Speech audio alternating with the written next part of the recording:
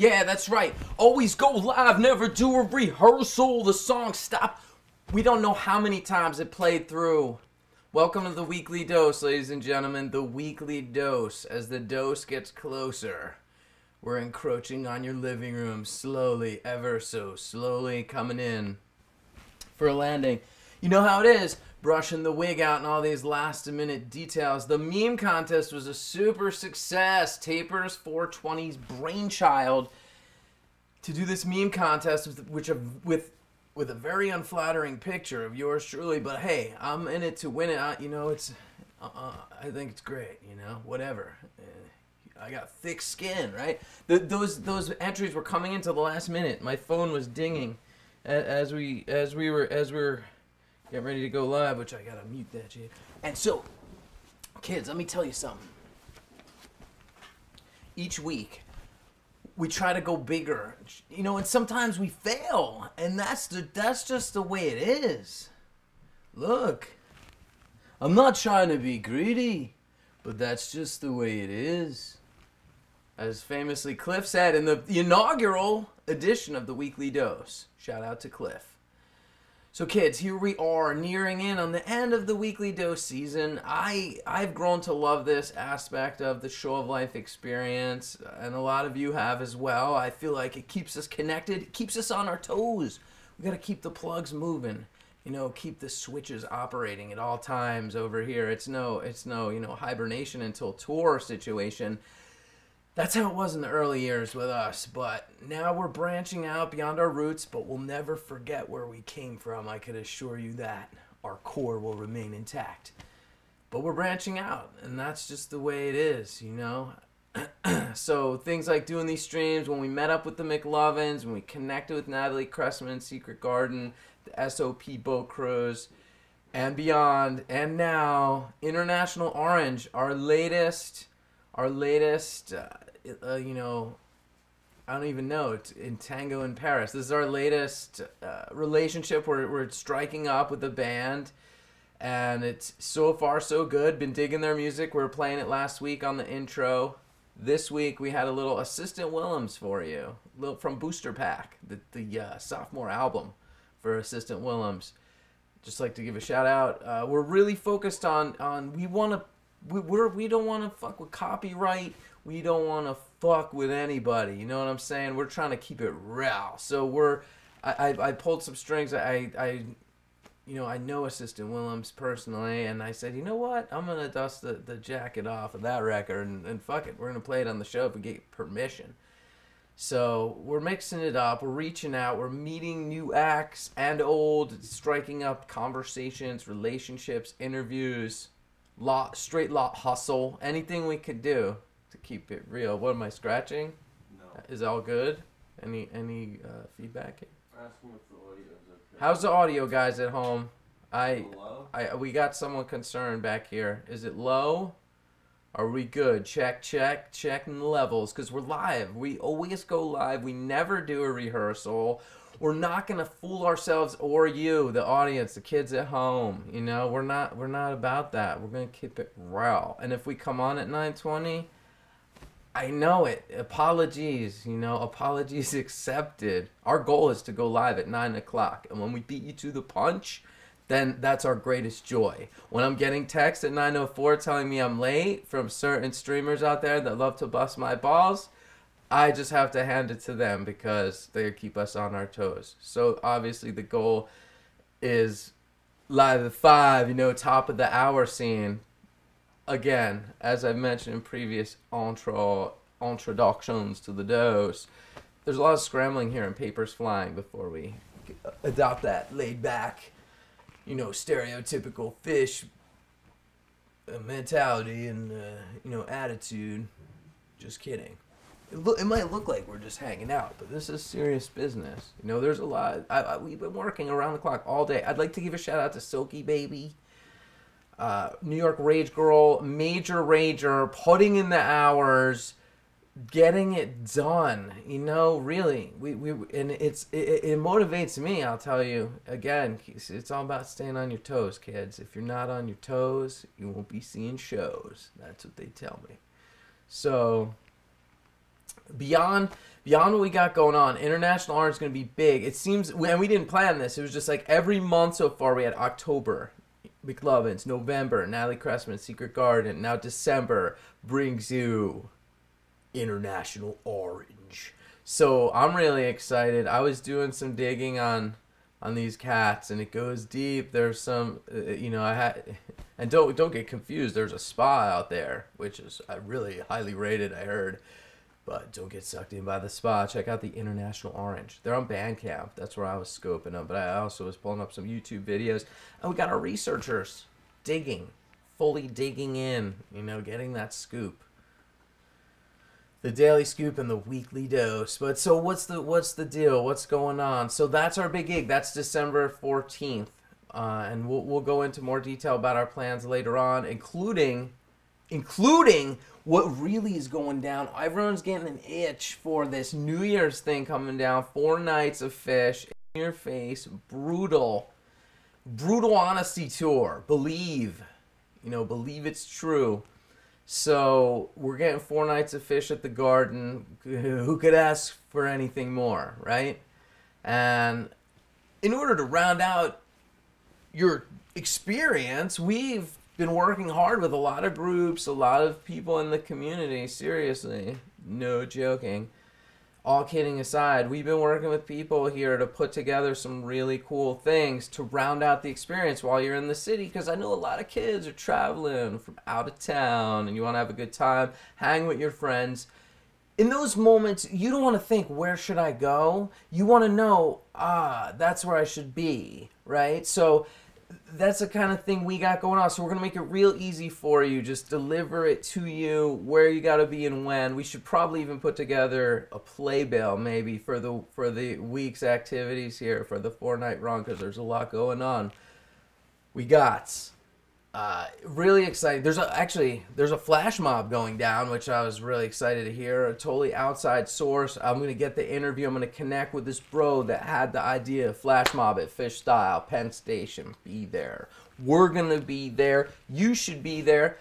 We should all be there. That's going down on the 30th. That's true. Pre-show. So we'll be throwing at you pre-show and post-show activities. And I just want to say this. Disco party. Ridiculous disco.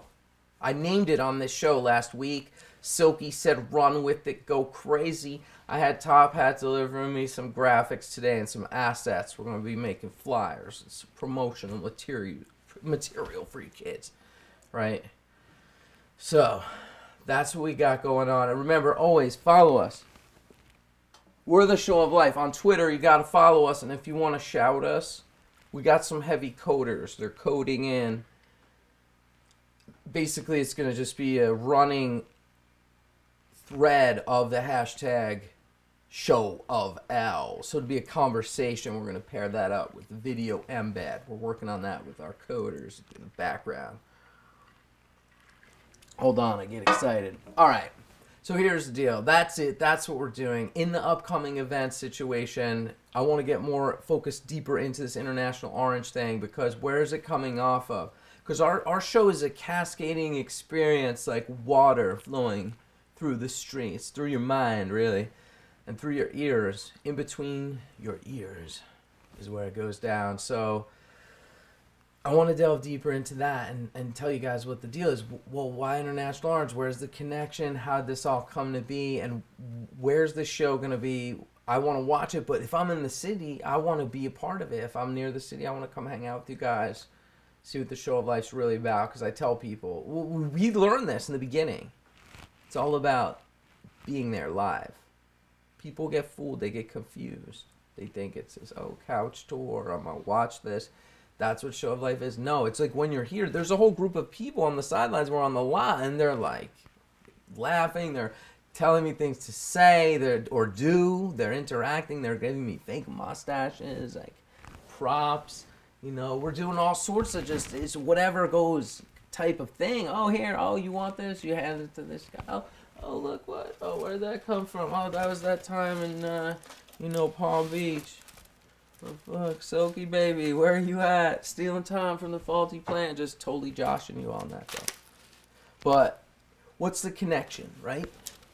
International Orange is at the Blue Note late night show. We're there. We're going to be streaming it. HD, bringing it to you December 14th. You should come. Why? Because first you could check out Medeski, Martin & Wood. I mentioned it last week. What's going down? If you don't remember or you're new to the situation, they're going to be hooking up a residency at the Blue Note in the city. That's where we're going to be coming to you from as well on December 14th. It's a Friday night. Come out, hang out with us. We're gonna look deep to get an interview with these guys, hang out with them, make it casual, get just a deeper scene into it. But come early for Medeski. They're doing 2 shows per night, an early show and a late night, 8 o'clock, 10:30. You could come for the 10:30 Medeski, stay for International Orange and Show of Life, bang it out. That's at 12:30. Tickets are for the International Orange are $20. I want to say they're $15 or $20. But for the Medeski show, it's $40. You could get a table ticket, $30 for bar ticket. That's the news for you guys on that situation. So that's where we'll be. That's why the whole Medeski connection and the music rolls onward. All right? And that's what we got going. But beyond that, our next gig is really New Year's run, and we're psyched. We got a bunch of show. We got little segments planned. We're gonna be shooting, obviously doing our thing. We're hitting up Times Square. We're gonna be in front of MSG. I mean, that's pretty staple. We could even use footage from a previous year, I'm sure, and you wouldn't even know. But we're going deeper with a few other additions, and that is numero uno. We're doing this thing. Whole lot of love. We believe there's good people at Fish, real good people, and they're hanging out, and they're good friends of ours. And we want our friends to find true love out there. Our friends that haven't found their soulmate or true love, we want them to find the true love. So we're gonna be doing that during the New Year's run with a whole lot of love dating game segment, one of the pre-show things. I'll tell you about that later, but let's focus on New Year's Eve right here. We just want to announce some other events going on, but what we're doing is the Water Wheel. They're always killing it. They just did this up in Burlington, Roxy Cinemas. There's this guy Merrill. I don't know. He has some semi-legendary status up there. Just a good guy at the community. Gave up one of his movie theaters, to show this Star Lake, which we talked about. Was it last week? 98 Star Lake 98 viewing. They raised money through Water Wheel, and some homeboy won a free ticket for New Year. So again, Water Wheel doing good, putting things together. That would have been cool. A little fish in the theater, old school Star Lake style. Chance at winning a New Year's ticket. Burlington, all these things. Real good. Anyway, so Water Wheel's putting together this pre-show event, right? So it's on the 28th, 29th, and 30th they're doing this. And this time they're going in to help out this Volunteers in Medicine. It's a nonprofit organization. It was founded in 94 by none other than Dr. Jack McConnell. That's Paige's dad for all you kids out there. Didn't he invent some type of pharmaceutical? Isn't that true, Holmes? What was it? Aspirin? Nod if you know. No? You don't know. I think it was aspirin or something. Acetaminophen. We'll look that right up. Kids in the chat. Tylenol, right? I hesitate. I don't want to be wrong, guys, but I knew something about that. Anyway, he founded this. He founded it in 94. That was a hallmark year for me personally, as that was my first entree into the fish scene. Getting involved, going to shows back then. Shout out to Garden State Arts Center, hometown. Anyway, they're hooking up with Water Wheel to do this whole pre-show events series on the 28th, 29th, and 30th. The 30th. Volunteers in Medicine, started by Dr. Jack McConnell, is going to be the beneficiary of what they're doing. And what they do pretty much is they build a sustainable network of free primary health care clinics for the uninsured in local communities. And they're a national nonprofit. I would just like to mention that. So here are the details on that if you want to be a part of the situation. It's $200 for all you ballers. Next caller, and this is for all the ballers. Next caller, turn your radio down. Look, you need $200. You must be over 21, and you must have a ticket to that night's show. Okay? That's baller status. I salute you. We all salute you. I'm still looking for tickets here, along with some serious tight crew, but I digress. So what do you get for the $200? You're going in early. You get complimentary cocktails. You'll be wining and dining, popping bottles, and a light dinner. There'll be a full bar. There'll be all sorts of snacks. You'll love it. You could rip tubes before you go. No one will know. Wear your shades, kids. You get also the 15th anniversary poster designed by David Welker. And that's a limited edition print coming out. You get to go in the show early, which is a bonus. You know, beat the crowds, beat the gum on the floor, beat the elbows, and beer spilling. Beat it all. For a good cause. Why not do that? But that's not all. That's not all you get. No. You also, there's an auction, and you get a raffle of autographed. There's a whole raffle. So I don't know if you have to buy into that extra or if that's part of your $200. It seems like that's included in it. So they're doing this raffle, right? Autographed posters, memorabilia from the archives, from the freezer. They're pulling it all out.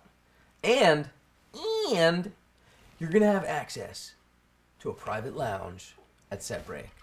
Who could ask for anything more? Right? Not I, said the fly. It's going to be a good time. We're really excited. All our friends and family, our tight family and crew, people we meet along the way, and you, we haven't met you yet. We want to. That's what it's going to be like this New Year's run. It reminds me of Blossom, and it broke my heart that I couldn't be there, but many beautiful things went down in Blossom, and I'm glad that Show of Life was there to capture it. So that's what this week's focus is. This week's focus, Blossom. Big shout out to Randy and Danielle for the nuptials of Blossom. And thank you to Hugh, Old Factory Hugh, submitting the video, fan-submitted footage. That's what it's all about, capturing the clips. We have it all this week. But first, we have actual straight footage. It was interesting that I jumped off. It was like a torch, passing in the torch, really. I jumped off at Starlink, and Taper came on at Starlink, and he then was in Blossom. And he got the footage that we're about to see here. So this is our numero uno clip for the night. A little Blossom situation to get you guys in the mood for our panel later. Blossom panel.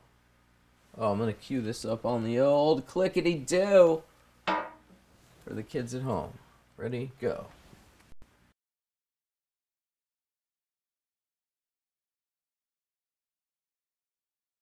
Beaker jumped in, jumped off. Wigman jumped on, jumped off. Taper jumped on, jumped off, jumped on. He's going to be jumping off, maybe jumping back on. Are we live right now? We're live, yeah, over the interweb. Hey, here's all the web. How you doing? Couch tour kids, you know. I love it. I love it. Hey, all you at home, hope you enjoyed on the stream. You know what I mean? Yeah. This is the Fish was excellent tonight at Cuyahoga Falls. Thank you very much for videotaping this, because you're witnessing a moment after the show that was one of a lifetime Fish experience, which every show is. So you guys take care of yourselves, and I'll tell you this once and twice again. Fish, when they are playing live, is the best place to be on earth, period. Fish, when they're playing live, is the best place to be on earth, period. Take care. Hey. Hi. Hello, we missed you at home. We love you guys. That was great a show. Oh, the light. That was a great show. We you raised guys. it for you, my beautiful lover. Jason Wigman. Jason Wigman. Say Jason Wigman. Jason Wigman. Tim. 2 N's. Wig culture, doctor. One button.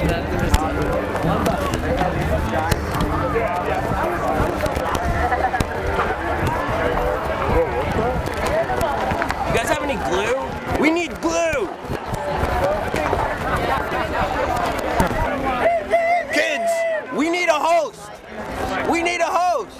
Find food We online. can't even do this shit when you're not here. Look, we can't even handle it by Where we ourselves. going? You can't fly I'm just home. eating here. God. I'm just eating here. We would have paid for you to come on tour. Seriously, yeah. I'll never come back here ever. I could have called my sister. Such a beautiful place. She could have brought you to the bus. Northwest Indiana Fish Free. Hey, guy. Hey, guy. Hey, guy. Say hi to everybody. Anybody can come. What'd you think of the show? Am I? Oh my God, dude. That shit was sick. I couldn't even stand on the lawn anymore. I had to go in the pavilion. That was the best damn fish show I've ever seen. Literally, no hood encore. But that was definitely a love They gave it to us. They crushed that shit. What do I say, dude? This is pretty late in my face. Talk. Show of life. Show of life. Say something for the kids at home. Show of life. What am I going to do, guys? Must rage Eddie, show of life. More lot knowledge. The one thing Fish doesn't want us to do is do nitrous on the lot. Go to your hotel and do it. Buy that No, shit wholesale. fucking lot. If you support them, you're supporting that shit. That's fucking bullshit. Do it in your hotel room. It's safer. Drop on a bottle out here. They don't want you But doing Tanks that. Direct are narcs now, so don't go to those guys. Really? Yeah. Where is Silky? Where? Isuke-tuke! Shout outs to Jason Wigman. You're not here. We miss you. There's no host. Hey, my mom's the shit. Look at my mother.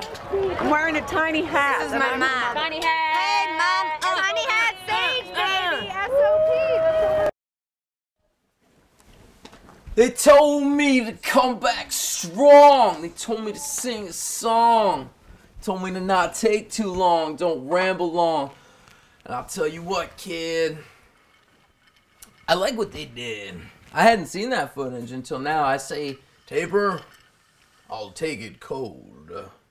Just like my Uncle Ebenezer used to do. So, what'd you guys think of that? That was crazy. See, personally, a lot of people think that I'm out here trying to further my music career when that's the last thing I want to do. I really downplay that. But what I really want to do is just have the show keep going on. Say your host can't be there. That doesn't mean the show isn't going to happen. It might just mean there's just a camera shot of the lot. Or of a couch. Come on, Zion. Come on up, buddy. It's all good, bro. No? You want to come on the other side? What's the deal, bro? Zion. Zion like a lion in Zion. Rasta. Speaking of which, this is when I wish I had my show notes. I had some very detailed notes, handwritten notes. I'm not going to get them now, but Jatas. I watched a movie last night. I don't know if you guys have ever... I hadn't heard of it. It's just one of these internet things ever since the show. Ever since we started the show, I've noticed that I spend a lot more time online. Going deeper and deeper in all sorts of information. I'm constantly digging, trying to find you guys, bring you guys quality content. And I'm going so deep into the content, I've become the content itself. Like a go-kart. I go hard like a go-kart. Insert sound effect here. So, what I've found is that in my search, there are so many different levels. But I digress yet again. I don't want to get... Oh, Shatas. Yeah, I watched this... I came across this movie last night. Featuring... That's why I wish I had my notes. Tani Marley. Have you ever heard of this guy? He's like a rapper. Jamaican. Like, born in Jamaica. He was... This is late info. This is me last night, so it's not really in my typed up notes. But I came across this movie, Shatas. Wyclef Jean's in it. It's about these two bros coming up in Kingston, in Jamaica, and they speak. It's barely, there's no subtitles, and they're like, yo, motherfucker. Like, you can't even hardly understand what they're saying, but if you really pay attention, you can. And it's about these two kids are just bros coming up, and they like roll this dude who has this delivery route. Like when they're kids, when they're like 10 years old, they like get this gun. This kid knew where it was. He's like, yo, bro. He's like, give me the money. And then like they start, and then they just hustle, and then it's about this whole scene. They go to Miami. I know a lot of kids, you know, in our demographic like this kind of stuff. You like Scarface or something. Check out Shatas. Shatas. It's Shottas,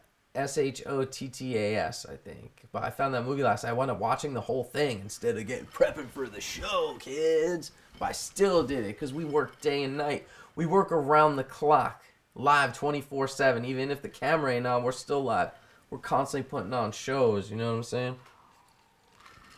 So that's that. Check that out. I just want to insert that into the scene. Right. So we're all pumped for New Year's. Before we dump into what's going on this week in news, I just want to hit up the few activities we got going on the NYE circuit, the NYE hype. I want to give a shout out to the kids at SOP, highly organized, highly efficient, highly professional group of folks that keep it real positive, right?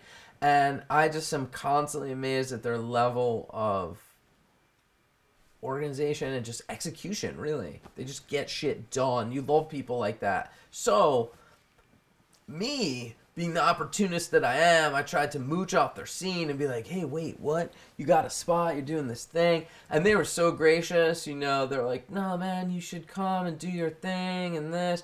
But then I really started telling them, look, we're not just some kids from the lot with a video camera and some expensive equipment from our uncle. No way.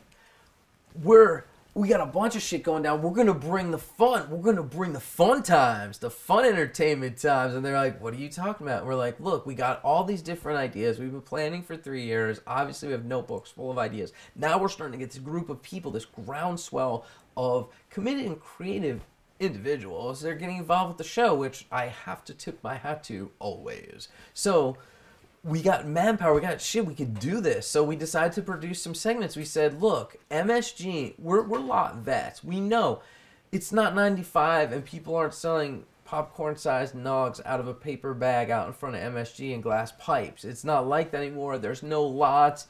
We've evolved beyond that. It's beyond some random parking garage on 34th and Main, you know? No, for real. So, kids, they want stuff to do. They want to keep it real. So we teamed up with some kids in the SOP and that hooked up this classy joint, Legends NYC, numero uno. It's close, which is super bueno. People love that. That's a big plus. Right? So if you're going to have activities, super close. Check. So it's pimp. It's a pimp. One time I said that to an actual pimp, and he was part of the Occupy Wall Street movement. I was hanging out with some like interesting all different people, and this one ex-pimp guy, I was like, we were live streaming. That was my specialty. I had a different handle back then, but shout out to Biggs. NJ, what's up, bro? If you're watching, what's up? I haven't seen you since AC. Anyway, I go, what? This dude was telling me a story. I go, this wasn't live, by the way. I was like, what? You're a pimp? Or something? He's like, no, I was a pimp. He was just like, I was a pimp. I thought he was going to kill me. Anyway, I digress. They hate it with the tangents. No, you didn't. It's a cosmic circle. Beer, bad breath, gum, beer, bad breath, gum. Oh, so we're at Legends. It's going to be so pimp daddy. If you see this place, people are waiting in line to get in, and then once you're in, there's space. It's kind of like being at a show. You know, when you go down to the front row, you need your space. But when you're waiting in line for the poster, it's crowded. Get there early. And I'd suggest spending the $200 for these, like, hook up the water wheel thing they got going on with Paige's dad scene, the VIM.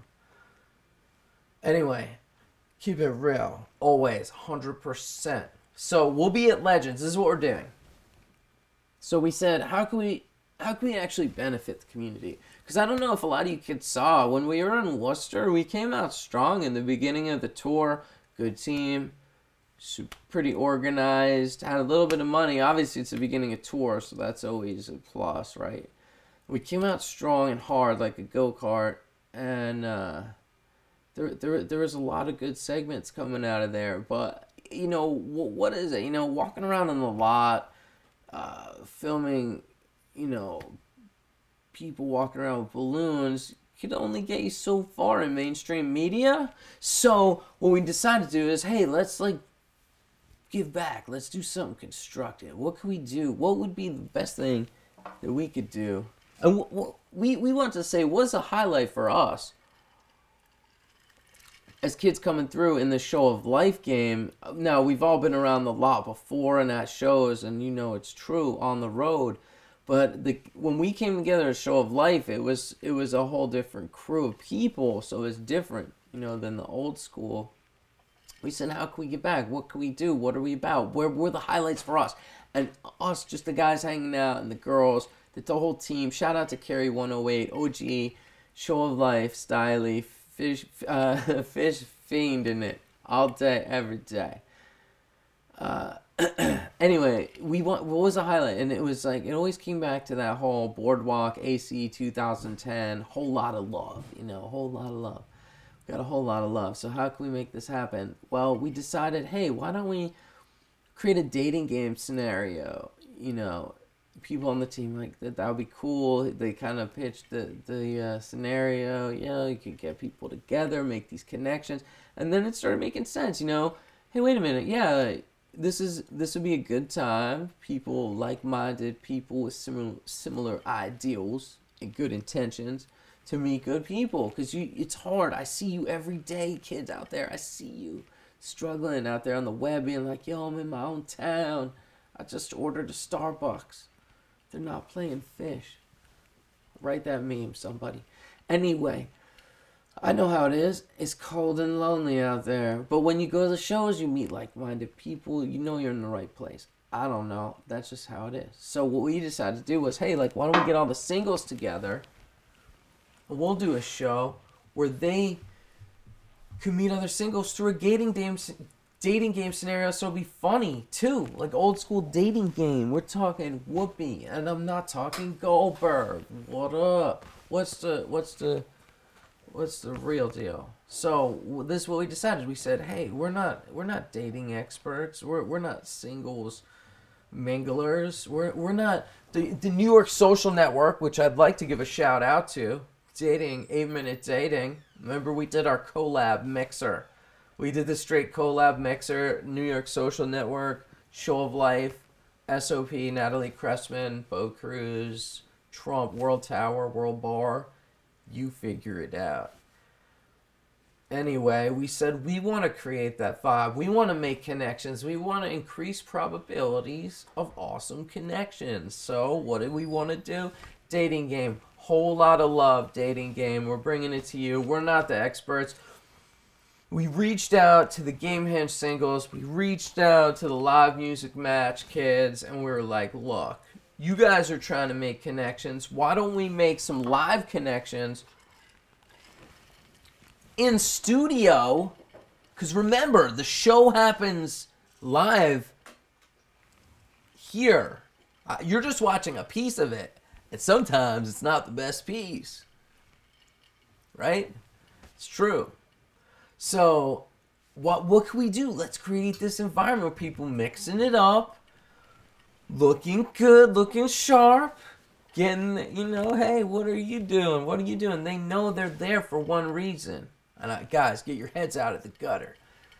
It's to make a connection with like-minded people that you'd want to be around, and just to increase those probabilities of those romantic connections.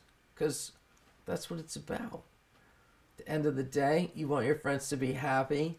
They want you to be happy, right? It's your show too. So we put it together, hooking it up. That's going to be on the 29th. Bam. Legends. Bringing it all around. if you want to be a contestant, actually, enough of me pitching the idea. If anyone wants to get involved, say you're like, hey, I don't know, I just, trust me, I was the same way. I found my way to the shows, and then I got on the bus, and the rest is history. So if you're feeling that way, and you're like, it just feels right, and I'm a fun guy or gal, and I want to be involved and take a shot at it, and it's not even, we'd love it if you'd be a contestant, because like I always say, there's only a few people that could get in front of the camera. There's other people that go behind the camera. Everyone does their job, you know?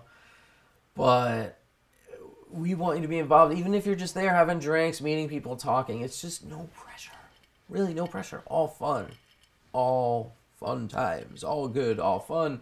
It's all for the show. And it's to have something to do. Why hang out in a lot when you could be giggling and laughing, sipping cocktails, and possibly meeting your soulmate for the first or second time? Doesn't get better than that. Whole lot of love. Reach out to us on the Show of Life page. Get at us. Send us a message on Facebook at The Show of Life, or get at us on Twitter. You know, just hit us up. We're The Show of Life. We are Show of Life. We're The Show of Life. We are Show of Life. Hit us on Twitter. And if you want to get at us, hashtag Show of L. If you want to call us, 347 Show of L. A lot of kids told us, look, it's not just a one-way mirror, bro. We need to get back at you. You can't just be broadcasting. So we've created these channels. So get at us for that. Hashtag Show of L. I want in on the whole lot of love. Show me a whole lot of love. Get in on that. That's on the 29th, pre-show. Hook it up. 3:30. Legends, NYC. The address is 33rd and something or other. You'll see signs. Oh, we got some underground shit going down too, but I can't talk about that. I just thought about that. We'll send you the footage, Ma. All right. And the other big event, which I'd like to just before we dump into back into the fish scene, what's going down, and the whole Blossom thing, and our guest panel, which I love. Everyone's what's the chatter? Whoa! When I hear the chatter, I say, "Oh, what did you like about the show? What didn't you like?" They're like, "Well, I hated when you rambled on for 45 minutes, but I love the guest panel." So we'll get to that really quick. But really quick, 12:30 is a big day. A lot of people pick that as their favorite show. Will Bieber come out on New Year's Eve? I don't know. But 12:30, that's where I put my money on. I go all in. Ask the Nooch. So 12:30 pre-show, there's a flash mob in Penn Station. Stay tuned for details on that. If you want in, I know you do. We'll be there. We'll be all inconspicuous in a trench coat. I'm going to be on Taper's shoulders, and he's going to have the camera and have a trench coat. And then all of a sudden, when it's go time, boom, all is going to come to life. We even have like people with like these kaleidoscope flower fold out. I digress. But anyway, that's a flash mob pre-show. That's in Penn Station. Stay tuned for details. Happening pre-show early. Like 3:30. I think meet 3, mingle, 3:30 go time, slacker vibe. You know how it is. But what I really want to get to before anything else is that I've been planning this for my whole life. Is I want to have an event that will just be so crazy and so much fun. Everyone will love to the end of time. What can we do? And I was talking to DJ Top Hat, and he's loving the disco vibe. He's always bringing me good music, and the past year he's been all discoed up. He's like, disco, disco, disco. And I heard chatter of disco, and we wanted to have an after party, and I was talking to some good friends over on the other side of the rainbow at GYMFDS, and they were like, yeah, we're going to try to put together an after party. And I was like, so are we. I was like, you know, we're going to spin some disco. And they're like, oh, that's sick. Do it. Let's do it. And we all started talking. Then we got to talking with the SOP. And this is how it all came together. They had this hot spot, locking it down, good times, wanted to hook up a theme. The disco ball theme came out, and it was just all Travolta from there on out, baby. It was just unstoppable. Unstoppable Press. This one's going to get the Ridiculous Disco Be There or Be Square. That's on the 12/30th.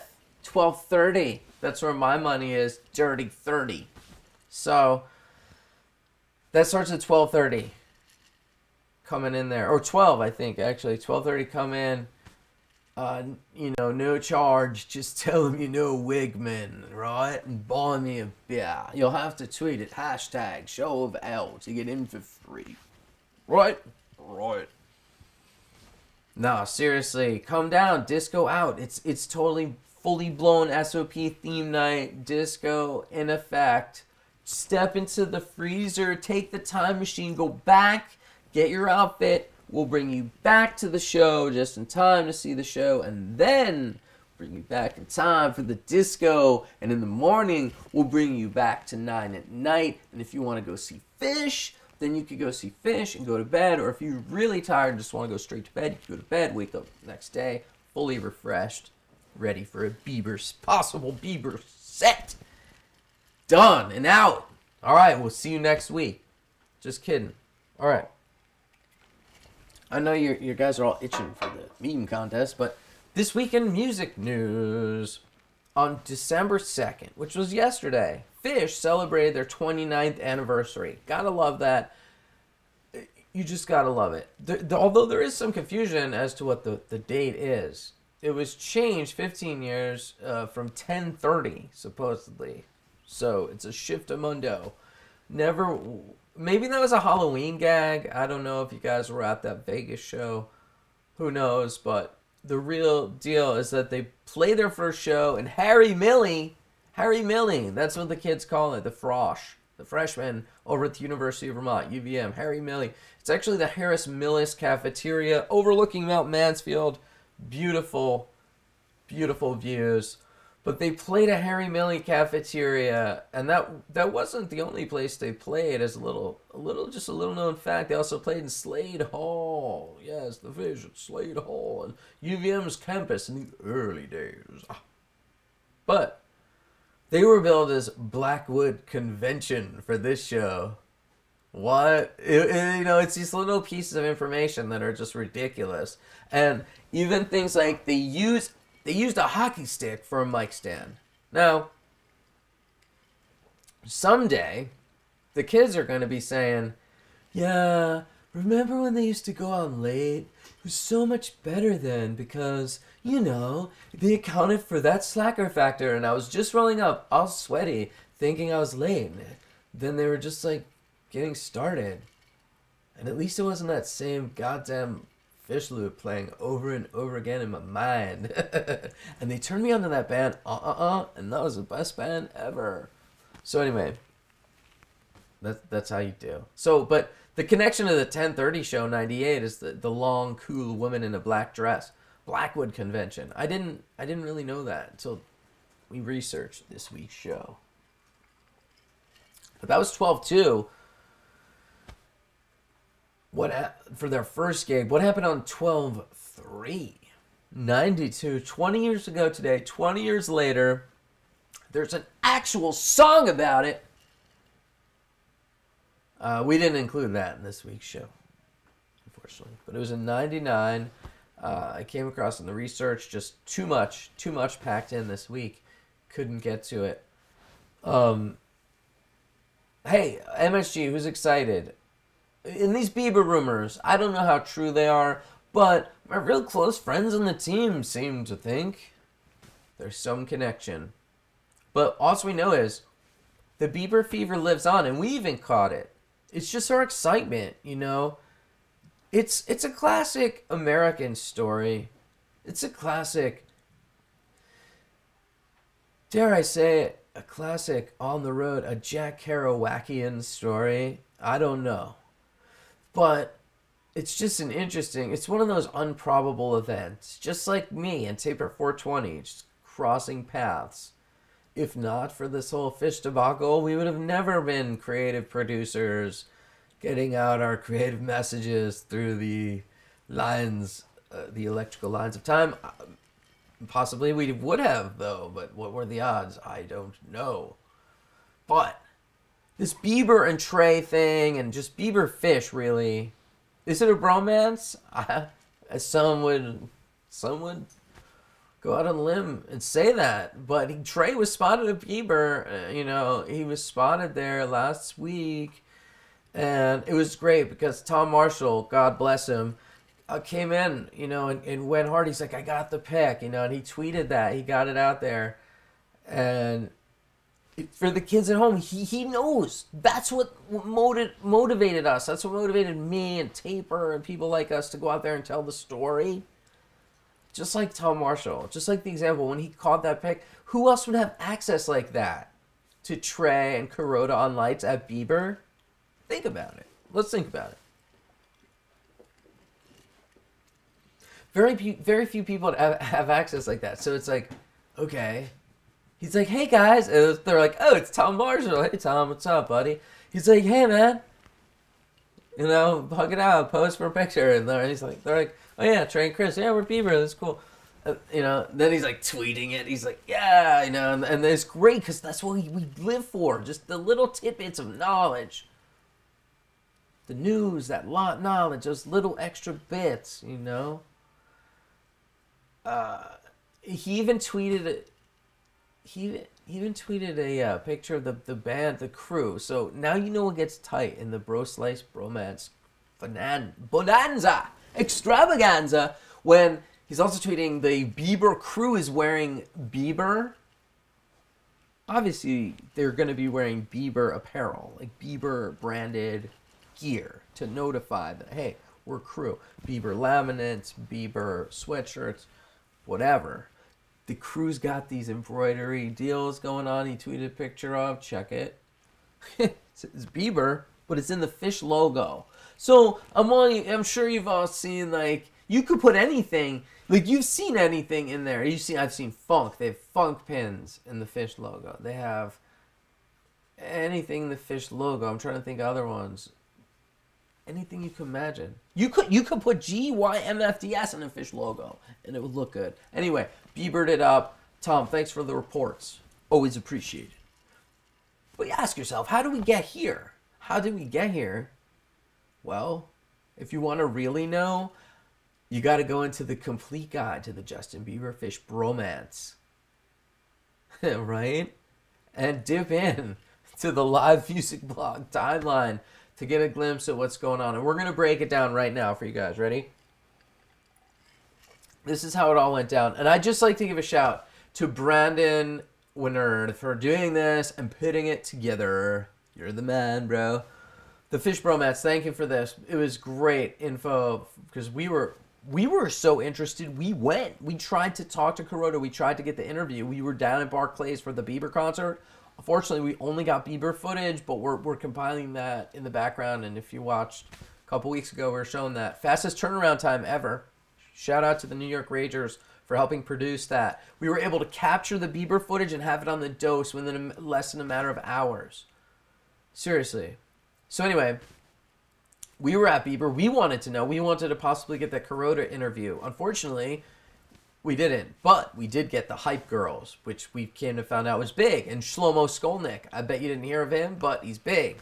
He's signed up. So we'll be bringing you these guys as well. But anyway, how did this all begin? You want to know. Well, it started in 2010. What? Trey took his daughters to the Z100's Jingle Bell Ball, and picture emerged of Bieber posing with Trey and signing an autograph for his daughter. So there's a whole connection going on. Well, how did that come together?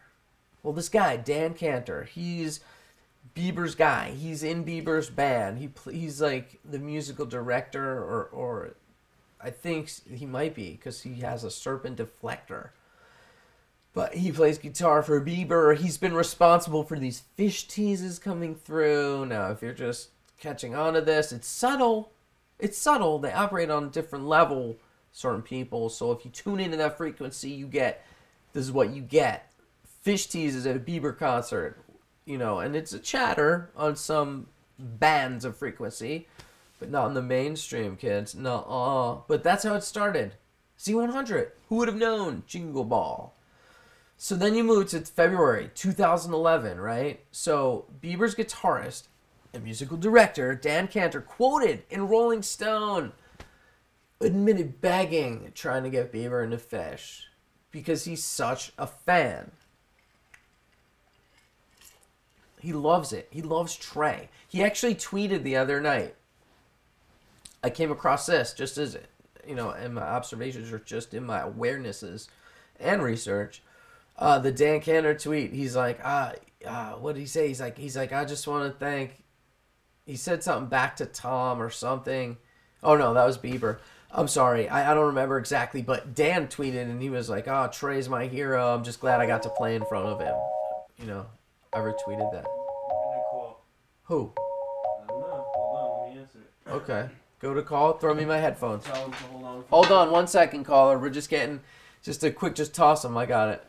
Just press the button on the front. We're good. All right, next caller. We love that. Spontaneity, right? Right. All right. Bear with me. 2 seconds. Next caller. What's your name? Where are you from? And turn your radio down. Oh, they hung up. Level. That's we can call them back. I got their number. That's not. We're calling you back, you motherfuckers. You don't interrupt a Bieber story for nothing. We could not complete your call. Please try what again. a diss. What a diss. I'm going to leave the headphones on. It's cool. Hey, if you get itchy, anyone out there on the trigger, I got my finger on the trigger. Oh, it's itchy. Wah! If you do, shout us. Call us at 347-SHOW-OF-OW. And for the show shy types, right? You might be in Cheyenne, Wyoming, per se, needing to travel down to Boulder, Colorado, or Denver. Well, the best bet you have is to hitchhike and be picked up by a gentleman by the name of Jimmy Walker, who chain smokes packs of cigarettes. Not cigarettes, he chain smokes packs of cigarettes. And what's up with the dying art form of hitchhiking in this country? No one's gonna kill you. If you see a guy in a wig and a case and sunglasses, he's not gonna kill you. Trust me. Seriously, folks. Did I mention the $5 bill? He's got gas money. Okay, next caller. What's your name? Where are you from? And turn your radio down. All right. Did you just fall down a flight of steps? What's going on here? No, not tonight. No. Here, who is this? Hey, I know by the voice. Can I say, caller? It's Squirrel 95 on the line. It's Squirrel 95. Yeah. I haven't called. I haven't listened in a few weeks. I'll have to admit. I'm sorry. Dude, never. Come on. You make me feel bad. I want to quit the show when people say they're sorry. How can we expect anyone for tune in for the? when I can. Yeah, just jump in whenever. It's cool. Hey, hitchhiking. Yeah. Great subject. Okay. Okay. I hitchhiked from fucking New York to California twice and back to Florida or whatever. Can we merge? And you motherfuckers, what are you scared of? Like, and then my favorite pet peeve hitchhiking was having like a pickup truck pass me with a Grateful Dead sticker on it. Ooh, brutal! Now wait, what the hell? Just to be 100% sure on this, were you in a precarious spot where they didn't see you, it was too quick around a blind curve, or were you in a good spot? No, I was on the fucking road, dude. I don't know. Okay. On the fucking highway. Yeah. Fair enough. Like New Mexico or somewhere. Ooh, brutal. And that's like long stretches, too. That's not cool. You don't have to shout. He can hear you. If here's a question. I hear you. Here's a question. Hey, other thing I wanted to mention. What? This show's about couch tour, basically, right? Bottom line. No, yeah, bottom line. Let's bottom line it. It is about couch tour. Burning my cord. Okay, well, Phil Lesh. Yeah. Fucking totally up the ante this weekend. $7 a night. And, HD, perfect sound. And it was a great band, man. Medeski, John Schofield, Phil Lesh, Warren Haynes, and Russo. Sick. I don't know if you caught any of it, but I didn't. It was a 3-night run, ended last night. It was pretty fucking good. $7 a night, half the price of fish charges. Jackie Green opened up 3 sets. That's it. That's what we're talking about. That's That's a home run. I'm surprised our hard-hitting news team didn't uncover that story. Thank you. Dude, this is Squirrel95 from Jam Couch. This guy's got the scoop. Yeah. If Couch Tour, talk to Jam Couch. Serious. Dude, I have a lot of respect for you. I love what you do. Ever since the Beach Burger battle, that you proved your mettle when you came up on that. When you did that, that was like you earned my respect. I already liked you and whatever outside of the streaming, but when you came up, we met in like '94. Yeah, yeah, but I hadn't seen you. Anyways, yeah, not about me though, about Couch Tour, you know. Yeah. Like I'm following Couch Tour. Like I caught your first stream just by random. I was like, fuck, some guy's at Jones Beach. He's got his iPhone on. Well, that wasn't my first one. That wasn't my first one. I was in Hampton. I came back when the boys came back. Yeah.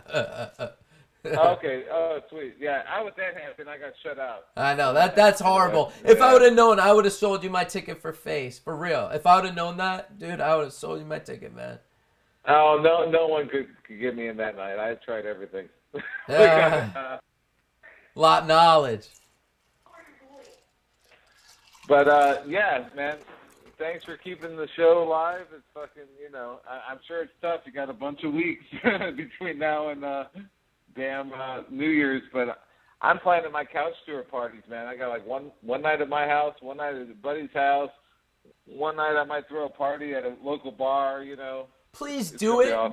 Please do it. Reach out. What we want to do is, we've been talking about this for years, an interconnected, like underground, just like we are on Facebook and on the web, underground connected crew of people like in their local communities. And Robert Champion, he's doing it up in Chicago. Shout out to him. I have a package we're going to open from him later. He's been putting on tons of streams, and we're upping the ante. And these HD streams coming out, like Taper 420 puts out and the Show of Life puts out, and now this Phil thing, I gotta check this out. I will say, for me, that's breaking news that you broke that. But I love Couch Tour, and that's what we are. That is at the core of what we're really about. Well, Terrapin Crossroads. Okay. Next weekend they're doing 4 nights, I think. Sick. It is. And Sick. It starts Thursday. It's $7 a night. Okay. To pay for it.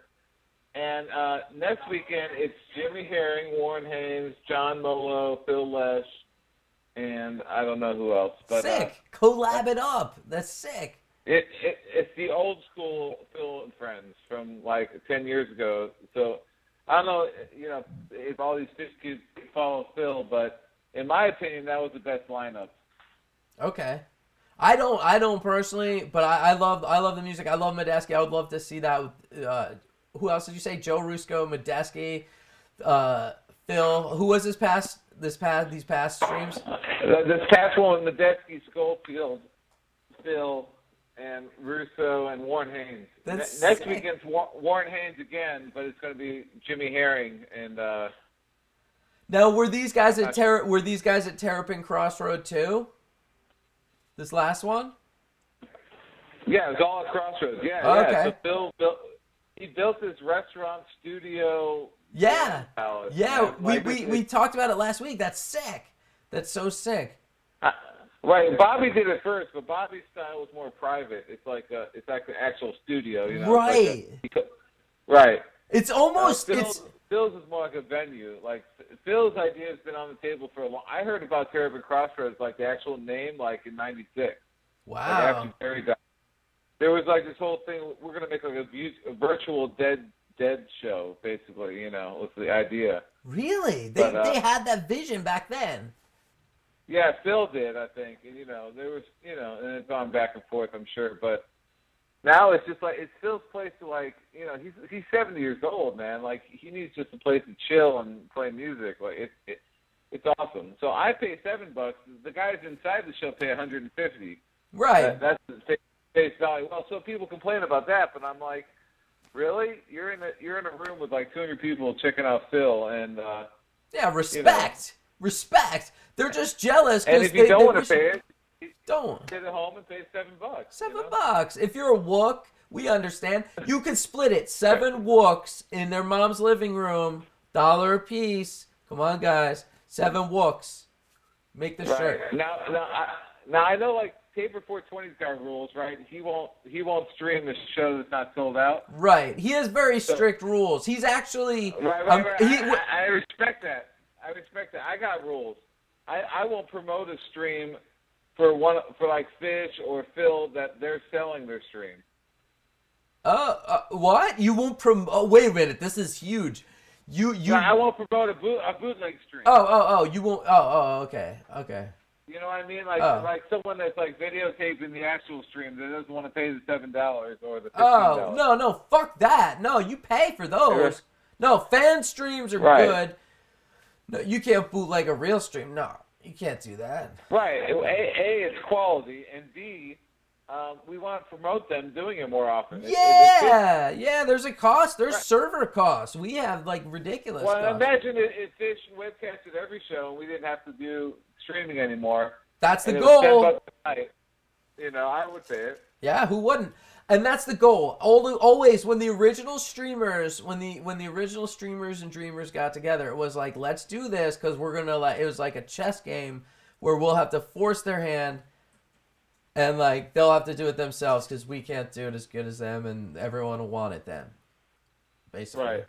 But anyway, dude, that's huge. Yeah. Dude, that's so huge that you called in and gave that angle to it, because we talked about Terrapin Crossroads like last week, but to find out about the stream that just went down and more to come this weekend, guys, check them out. And to find out that it's been like the seed of an idea since '96 is huge. And you know the quality, dude. They were awesome. Medeski and Warren Haynes. I mean, there was some shit going on last weekend. It's going to be fun next weekend. I'm telling you. Do you think that maybe we could get Phil on the show here? No, seriously. I mean, like it's kind of like cool. Hey, like look, we're just starting out and you've been doing it, but we're streamers and you're just getting into streaming. Like, give us the story, bro. No, well, he just can't. He just came through the Northeast, man. You missed it. No, I know. No, I know. 10-show run. We had reports from that. I know. You're a month behind, dude.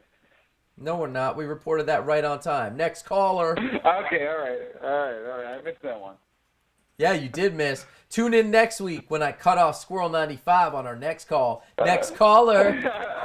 We're gonna Squirrel put on a late minute meme, but yeah, we'll talk to you later, man. Next segment. No, Squirrel put in a good meme last minute. I don't know if it made it to Taper's desk or not. I apologize. Who's texting it to me? We're like, you know. We can only do so much, but so thank you. I appreciate that information. A little juxtaposition in the show, man. But a barrage of calls, totally unexpected, but we love it. 347 show of Al. But this Bieber bromance, look for the article. I think we'll post it up on our Facebook page, or we'll share it so you guys could take a look at it. But let's just go through it really quickly. I don't want to keep our panelists waiting. So Trey brings his kids to the little thing going on, but then it comes that this guy Dan Cantor that I was talking about earlier, he's all into Fish, whatever, trying to get Bieber into Fish. So Fish goes in, second leg last summer, 2012, summer tour 2012, out there opening up Long Beach. Bieber goes with Selena Gomez to the show. Subsequently, they break up in rock and roll pop music history or news. Anyway, that's besides the point. They go to the show. Dan Cantor is all psyched, gets to see Fish, bring Bieber, get it in his head. Next thing that pops up on the radar is that Kuroda's doing their lights.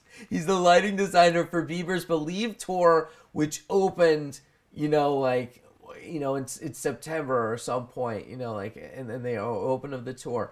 So they just wanted to they wanted to take it to the next level. They wanted to make their show that much better. And in industry news, it came out that Kuroda CK5 was keeping it real. They're like, so when they asked me, and the kids on the SOL crew, and they asked Silky, well, what happened with the show of Al?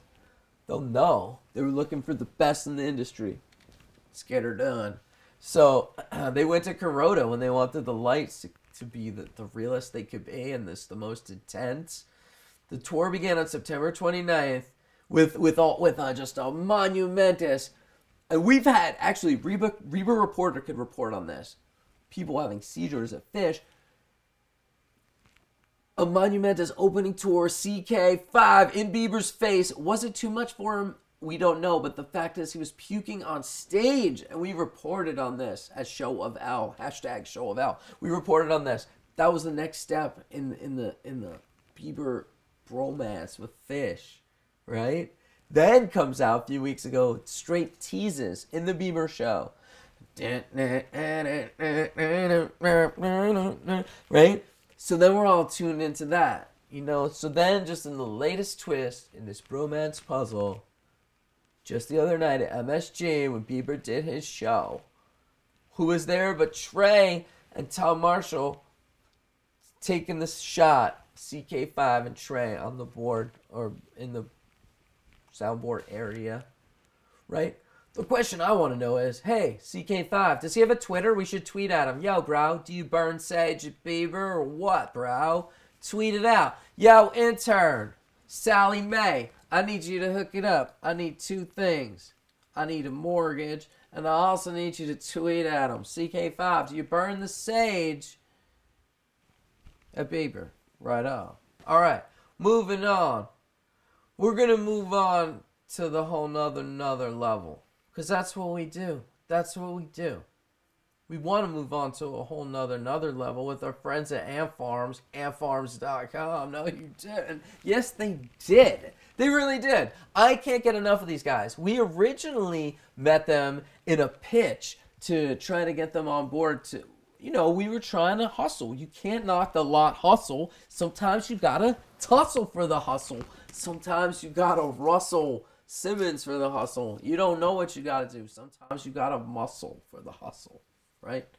And if you could come up with any other phrases like that, send them to us at hashtag Show of L. Okay? So we didn't know what we were going to do. We had no idea. But we just kept it real along the way.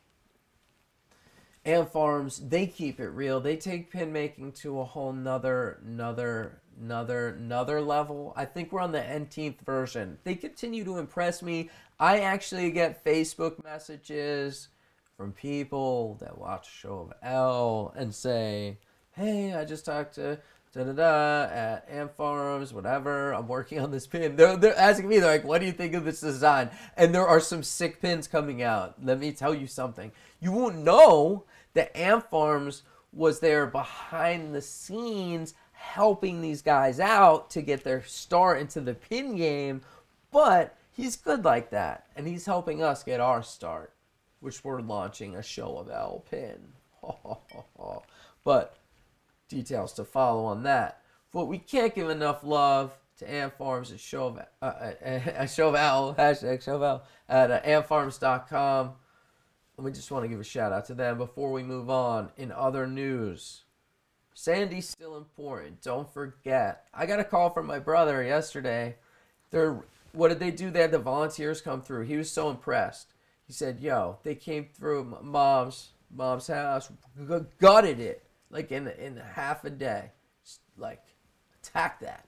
Got at it. So we can't forget. That's still going on. It looms with us. It is a serious... It's a serious ripple. Sorry, it's just one of those nights, kids. It caused a serious ripple. We just want to be aware of that. It started when we were about to go on the SOP cruise. It was supposed to be a 3-hour tour. It turned into a whole lot more, and it's been a long, long time. The one thing I want to say, though, before we move into our guest panel is that 12/12/12 is a big date. Whether you're in NYC or you're a kid at home on the couch, because there's a huge concert, and none other than MSG. It's a benefit concert for Sandy, 12/12/12, MSG. Tickets went on sale today. That's why I want to mention it. They're all across the board from $150 to $200. They're from $150 to $2,500.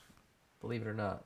Ticketmaster is waiving fees. StubHub is yanking your chain yet again and saying they're donating the profits.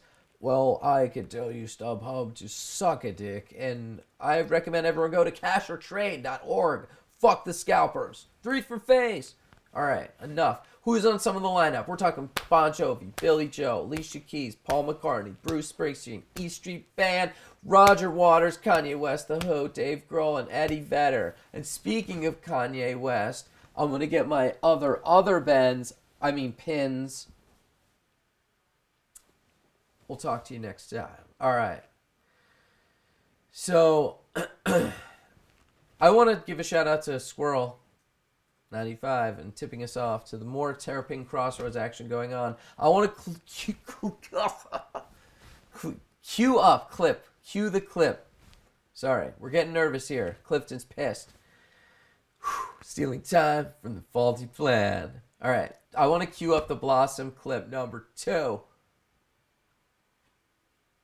All right, and they get pissed, dude. These callers, they chew up airtime, and then our show gets squeezed, and the panel gets squeezed. All right, guys, we'll see Blossom. Then we'll be back with our panel. Guest panel, shout out. Really? Like nobody? It's my dad's birthday. Oh, there you are. Hey. Wait. I don't have my wig on, but whatever. Oh, Silky! Silky, baby. Oh my gosh. I found her. Yep. An unicorn with titties on it. Look at that. An unicorn with titties. They have no host. Unicorn is so much better. It has like it has ponies on it. Unicorns and ponies. This is the SOP spot. Fucking dick suck. Jason Wigman can't be here, so I have to hold the lot down for him. Oh, you got a fucking sexy lady in this place. Yes, you do. You viewers are lucky to be looking at this. Katie Timberlake is actually like my twin.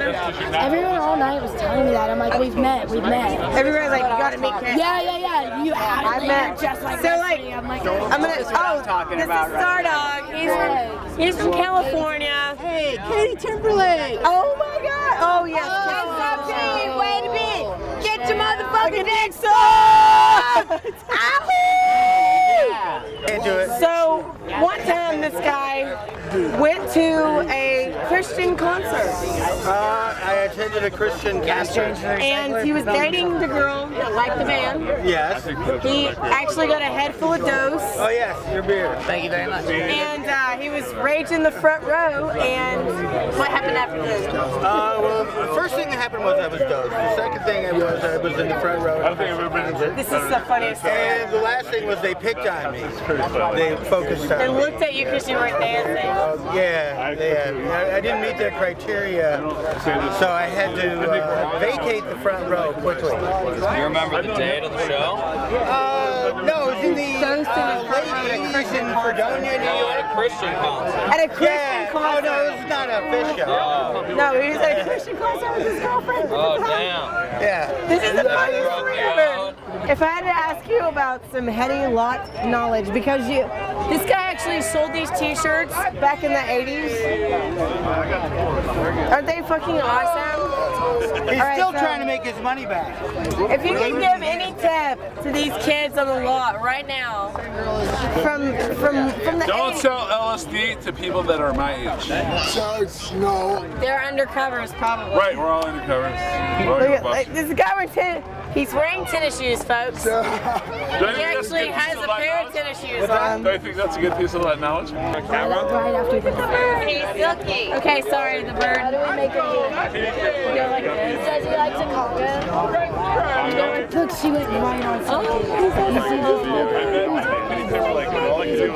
inspiring music. Oh, look how cool this bird is. I'm like, no, but it's a live feed on He's like, flop, hey! He's a fluffy. Okay, so this guy pretty much. Come here, Evan. Oh, stop. Evan. Show dick sucked at a wedding, at a fish show. Did you come to the wedding, Tipper? I was there. Show of life. Oh yeah, you fucking got that on camera. I didn't make it. Cody T. Pretty much cry behind the camera. Cry behind the camera. So other than that, hey, who here got their dick sucked by fish? Show of hands. Show of hands. I got the treats to prove it. Art's just coming in. Hey! Oh my God, he saw it first. I didn't do that. Don't put your arm on. I didn't do that. Yeah, you don't. Go. Now. Turtle. No, it's Scatter. You guys just saw it here live first. Fishy toilet bowl coming to lot.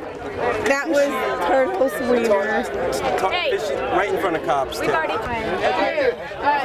Okay, on camera. Access behind the wig. I can't do it. Congo line. Everybody get. Come on. Come on. No, we're doing a Congo line. Oh, walk. It's ready? Kenny. This is the time of night we call walk. Kenny. Bonnie says. Woo! Woo! Summer tour! Yeah! Never miss a show in the Midwest. Let me tell you what. Ever. The Kate's like, I don't know where the fuck I'm gonna stay tonight. She's Naked hot tub party at my place. I'm like, daddy's credit card. She's like, I don't spend my dad's credit card. Yep. You heard that here. Be there. Look at this fucking image on my shirt. Puking rainbows. Puking fucking rainbows. It's a unicorn puking rainbows. That's how happy I am right now. This image is how happy I am. Where'd you get that? Google images, man. The internet's the shit. Amy Duda, Amy and Corey Duda, I'm gonna be a big shout out for you right now. Can you believe this? Corey, like I have a friend that calls himself Corey Puking Rainbows Duda. Puking rainbows.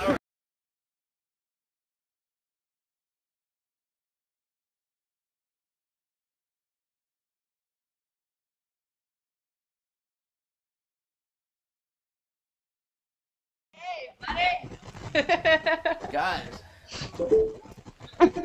we gotta come up with a AAA battery scenario. Oh, dude, Let me Randy, just no use bears. the best I You can't can. wear bears. That's not fucking Guys, cool. you wouldn't believe this, but because I took a call earlier, I think we ran out of battery in a AAA. There's no backup. Oh, I need 3 of them. Jesus Christ. Oh, you're gonna hook it up. Look at. Dude, we got some of the best workers. Nice. And they're just everyday workers, but look, they're already providing us with exactly what we need. Bear sucks. Did you see that? What? Are we live? Oh, are we on? Oh, always go live. Take it, Silky. Always go live. Never do it. Alright. So Taper hooked it. Zion. Come on, bro. Don't be sitting on my phone. Tell me. Just come on. Hey, Stilky. Hey, what's up? Sorry, guys. Hello? That's me. Next caller. Could you guys hear me? Can hear you fine. Oh, good. Okay, cool. Oh, excuse me, box. I gotta make room for our guest panelists, and I'd like to welcome all you kids. A, I'd like to thank you for coming on the show tonight, and B, I'd like to thank you for keeping it real and holding it down in Blossom when I couldn't be there. What? So Silky, It was an awesome night. Silky, this is what I'm gonna do. Since you kind of were running the show, you were hostessing the show. What is that? Crackle? What do you hear, Taper? What's going on? I see him freaking out back there. Silky, since you were the one there doing it and keeping it real, I want you to introduce our panel. I feel like that there's a real intimate thing. It was a very special night there, and I although I'm a part of this, I just wasn't there, so I just feel like I want you to introduce everyone. I can't wait to get into what's going down with this show. And who do we got with us? Tell us. Silky. Alright, so we got Dirty Dave, we got Star Dog, we got Carl, Parker Tom, Bumby, and his beautiful wife Danielle. Hey guys. Hey. Hey, Silky. What's up, guys? What up? Thanks for Hey coming there. on the panel, What's up? everybody. Thanks for having us, Wiggy. Right on. So Taper, are we good here? Are we all clear for takeoff? We could go? Okay. Right. I don't worry about that. That's not. Don't worry about that. Star Dog. Good. I don't think my computer likes this thing. Serious technical difficulties here. I hear a little static on somebody's line, but it's all right. Yeah, there's a little static. Stardog, because of you, we really upped our game and tried to go to provide the video feed as well. So we're trying to set the bar high. Well, here we go. So guys, tell me what was going down. Soki, tell me about how you first hit the lot and ran into Show of L. What was the vibe at Blossom? The venue's beautiful. I've been there. It's been a while, but what was the general vibe in the lot? Oh, the lot's awesome. You definitely get to Blossom early. The earlier the better, because it's just a playground. It's awesome. It's beautiful there. The people there, you just have ample time to chill. So the vibe was good coming in, a lot of friends. And then, we got the text early that day that something special was going down during set break. So everybody had, that extra little bit of excitement. So definitely good vibes rolling into that venue. Nice. And if I remember correctly, there's actual trees inside, right? On the lawn, like SPAC. Is that right? They still have those? Sure is. Mm-hmm. They do. Oh, I always thought that was like key in a venue, man. Really, gotta have some trees up in there. It was really nice because the SOP Rage Cage had this little tree kind of like right where we were. So anytime you had to like leave the group, you could always find the group again by that one little tree landmark. It was super good. Ah, nice. Very good. Cool. So the key is to get there early, no? Definitely. So, and what was going on in the lot as far as prepping for this big event that you speak of? Anything? Or was it all set break style? It was all set break style. I didn't even know I was going to be the maid of honor until I got inside of there. I might have changed my clothes a little bit. Yeah, well, everyone's gonna get to see your outfit because we have Olfactory Hugh submitted video, and you're in it as the maid of honor, and yeah, you got a great outfit, I think, for real. Maybe Randy should tell the story of what was going down, like what was going on. And Carl, I know you were intimately involved in how this orchestrating this. Like, tell us what was going down. Well, I can tell you from my perspective, I was sitting in my kitchen. This is a home show for me, so I was kind of chilling out, waiting for Randy to get here and Danielle, and I had a bunch of other people staying at the house. And I don't know, it was maybe 3 or 4 hours before the show. They roll in, and we're having some beers in the kitchen, and they're like, "Yeah, we're gonna get married at the show tonight." And I was like, "You're what?" And so, we started putting this thing together, and they had already contacted Ahmed and had put out a note on SOP, so people were totally down with it. But then they're like, they need basic wedding stuff, like a dress, like rings, and then we also went out and got some sweet hats, so Randy and Stardog, the best man and groom would match and stuff, and it was just awesome. We put the whole thing together, ran around town, got a dress, got some rings, got some things going, and then headed down for the lot. And so from my perspective, I mean, this was the best show of 2012, easy, because of this event. And that's how I saw it from my perspective. I could go on for an hour about how cool it was, but I'd love to hear what Randy and Danielle thought of it. Thanks, Carl. Well, first, it was really, Carl was really helpful right from the start because he knew Blossom so well. Right from the start, he told us exactly where we were going to have the ceremony. So hours before, we were able to post on SOP and on Facebook where we were going to have the ceremony. So, anyone that we knew that were going to be there knew where to meet in the clearing in the trees up the top, high on Page side. And then we got to Carl's place, and he helped us out. He took us all over town. He went with Danielle, getting a dress while we were taking care of all kinds of stuff. But we had such a great time at Star Lake the night before, and we were driving on the way to Cleveland and on the way there, and we decided to do this, and everything flowed, and it was really magical for us. It was really beautiful. We hadn't been to Blossom before. We were really looking forward to it. The lot scene really lived up to the hype. It was we didn't have tickets for Blossom, so we were walking down Shakedown together, and Adrienne DeVos was right behind us, and she was announcing to everyone that we were getting married and we needed tickets for the show. So like people were like coming up to us on Shakedown, and it was really cool. And then the show was just really tremendous.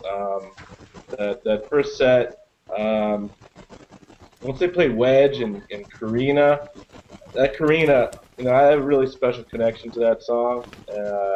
That was like, I think the sixth Karina I'd seen in a row since Big Cypress, and such a beautiful song. And I was singing it to Danielle, and then they went into Meat Stick, into the set break, which just was really special because it always makes you think of big things. And we corralled Stardog up to the ceremony, and and everyone showed up, and it was amazing. There was such an outpouring of love. We were blown away. We were totally blown away with the outpouring of emotions and affection for us. And I mean, a lot of people that we'd never met before, and it was really amazing. Ahmed got ordained online, which was just great, and he presided over it. And Sage and Leslie and Katie all participated, and that was and Carl and Barry. We were really touched by just everyone and their enthusiasm and love. I was a little overwhelmed. Instead of making a vow, made like a politician's speech to my fish friends.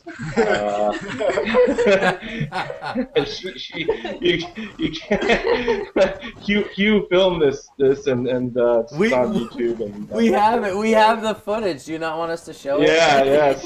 So like you can't really hear much of what Ahmed's saying. You can't hear much of what Danielle's saying, and what she said was just really beautiful and touching. And then I tell everyone, how much I fucking love them, and carry on. So I just want to take this opportunity in front of many of the people that we were there with. Just 1 second. I just want to do a little vow to Danielle here in front of you because we missed out on this. Do it, yeah. Is that cool? Yeah, do it. Take it as long as you want. Do it. Yeah. Thank you. Because I couldn't be there, so this is good.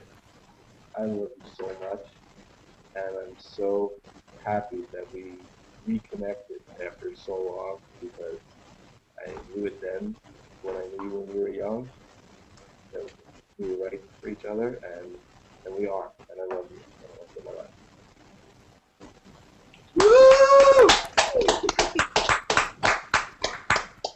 Yeah, you guys, that's so Thanks, beautiful. guys. Yeah. I'm off the hook now, I think, so thanks. No, you guys have a really beautiful story, which I didn't know until I watched the footage, that you were the first guy to ever ask Danielle out, right? Is that true? Yeah, in 8th grade, I asked her out. We were in a study hall together, and some teacher came in and asked if we wanted to work in the AV squad. So it was like me and Danielle and a couple other kids. And in what? In the AV squad? I did it because I was a geek and I liked, threading film into projectors, but Danielle just didn't want to sit in study hall, I think.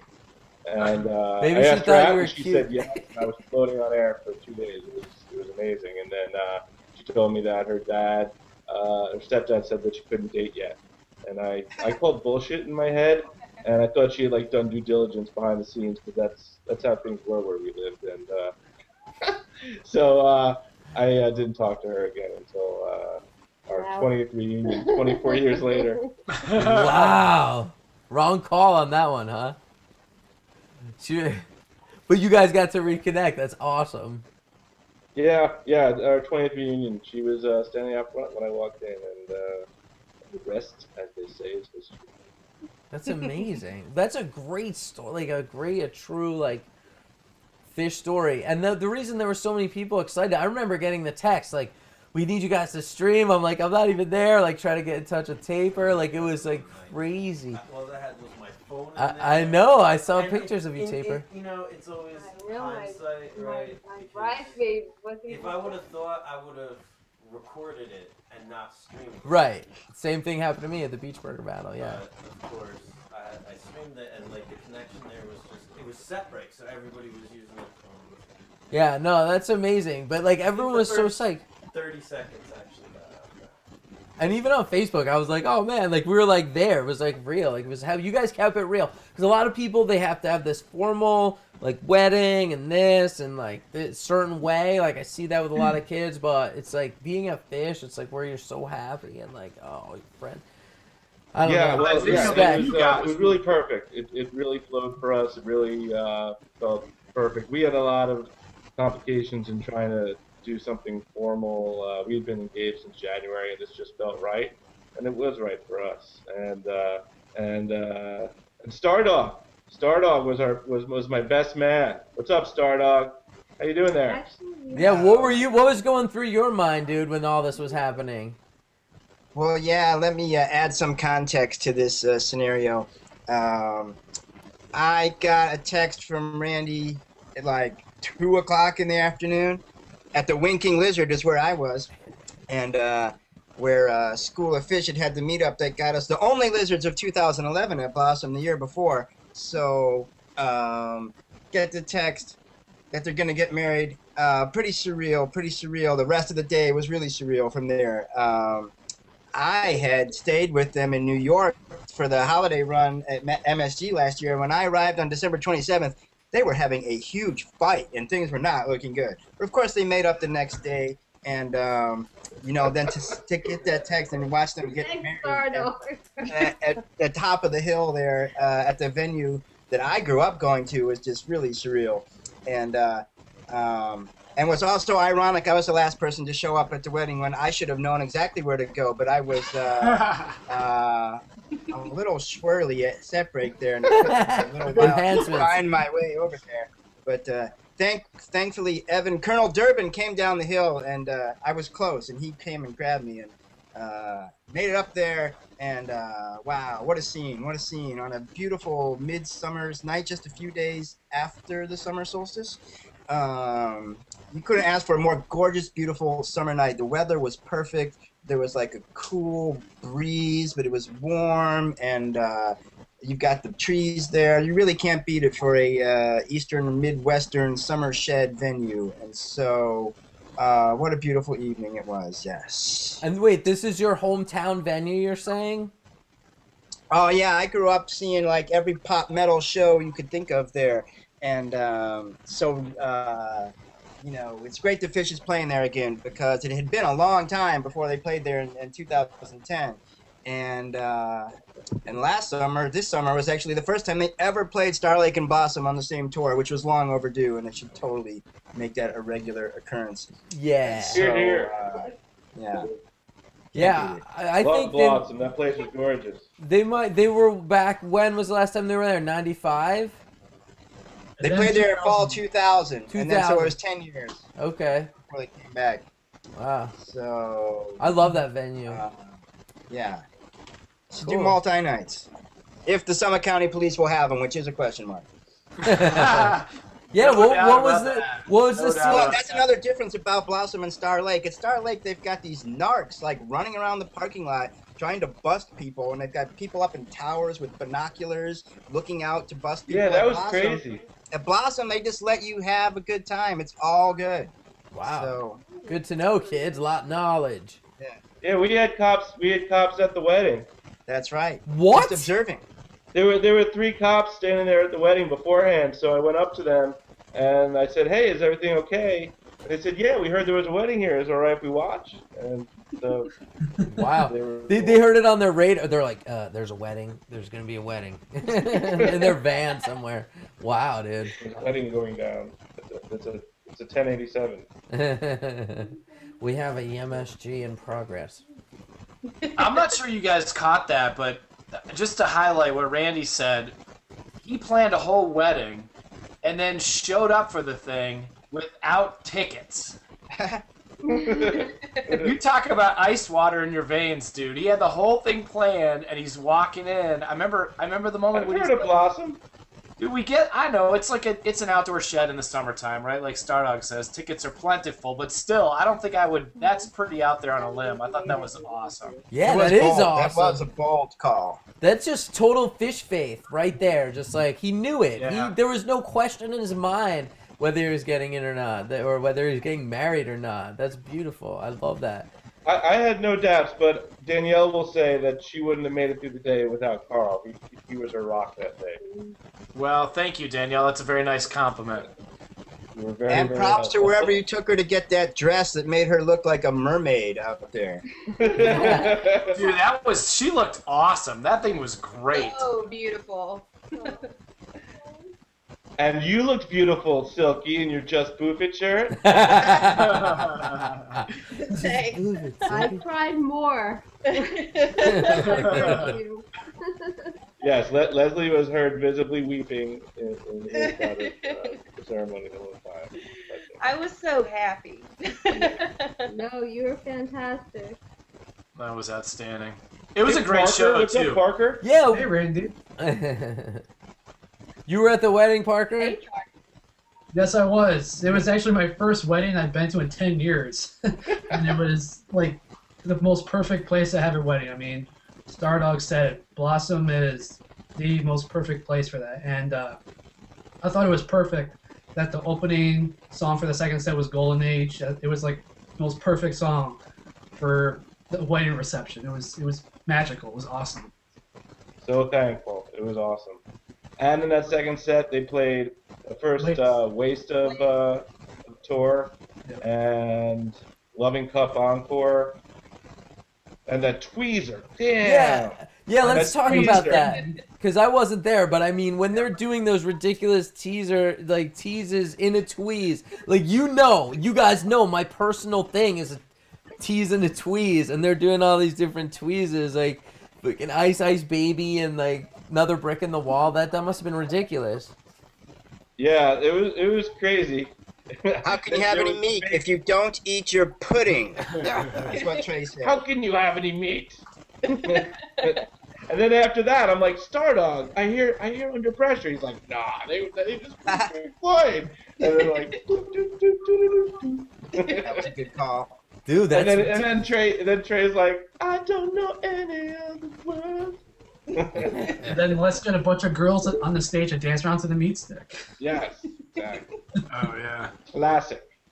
That was a pretty good meat stick, too, to set the tone. He you know, it was a good banter night, I thought. I thought Trey and Gordo were chit-chatting all night. They were kind of plotting. You know, that meat stick was funny just because, you know, they brought all those people up on stage. It was kind of a shit show, actually. Nobody knew the dance. One knew And Trey... You know, Trey was just being Trey, but it was a perfect segue into the set break and into the wedding. And then, as Parker said later in the show, he referenced that. It was just—I just thought it was a good summer show. I really thought the second set killed. You know, Randy mentioned Waste and Tweezer into Walk Away was good. They played Stones cover Sweet Virginia, which I thought was awesome. It was a really, really good show, especially the second set just killed. And Rift had a full-on glow stick jam. Yeah, they did. That riff was insane. Shocked and persuaded. And the thing I love about the teases is that shows that the band is having fun. Like, they're not taking themselves seriously, so they're just letting things happen. That's what I love about that tease. I was in this headspace because before the show, Kelly Walburn came up to me, and she showed me a text that she had sent to Mike that said two of her friends were getting married at set break, and Mike texted back, "Cool." And so we knew at like 6:45, Mike knew that someone was getting married at set break. So, like, you know, I knew that they knew, and so I was reading a whole lot of stuff into a lot that they were doing. So what did they play for you? What, knowing that you know that, Randy, what did they play to you? What was your personal tune that show for you and Danielle? Well, I think they were certainly joking with the meat. Well, like, first of all, I mean, meat stick I think is a big thing. You know, like going to events like New Year's and stuff like that. So that meat stick going into the set break, and then they were infusing the meat stick throughout the end of the second set. I think that was a little tongue-in-cheek for our little honeymoon, maybe. Right? Yeah. Okay. Bury the But, yeah, you know, I the think you're golden right. age. The golden age. Well, Karina was fucking beautiful. And you know, the Karina, Meat Stick, then Golden Age was into Ghost, and then Yeah, there was Rift. That Rift was hot. But yeah, the Piper into Waste and Loving Cup Encore, and I was blessed. You know, we were both. I mean, just ecstatic the whole time. Yeah. And what was the banter during Antelope? What was going on then? Oh yeah, that was that Orlando. They were calling Fishman Orlando. Yeah, well, does anyone know what was the deal with that? Because I was like so out of the loop. You know, those are quotes from. I can't believe I'm going to say this, but I know this. But that's an Abba-tune, Fernando. Yeah. I can't believe I just said that, but that's an Abba-tune, and that's what they were doing. You know, they had some deal about he was Fernando from Syracuse, New York, or something like that. I mean, that's why I say it was just a good banter show. It was just good banter. And I agree with Randy on the meat stick.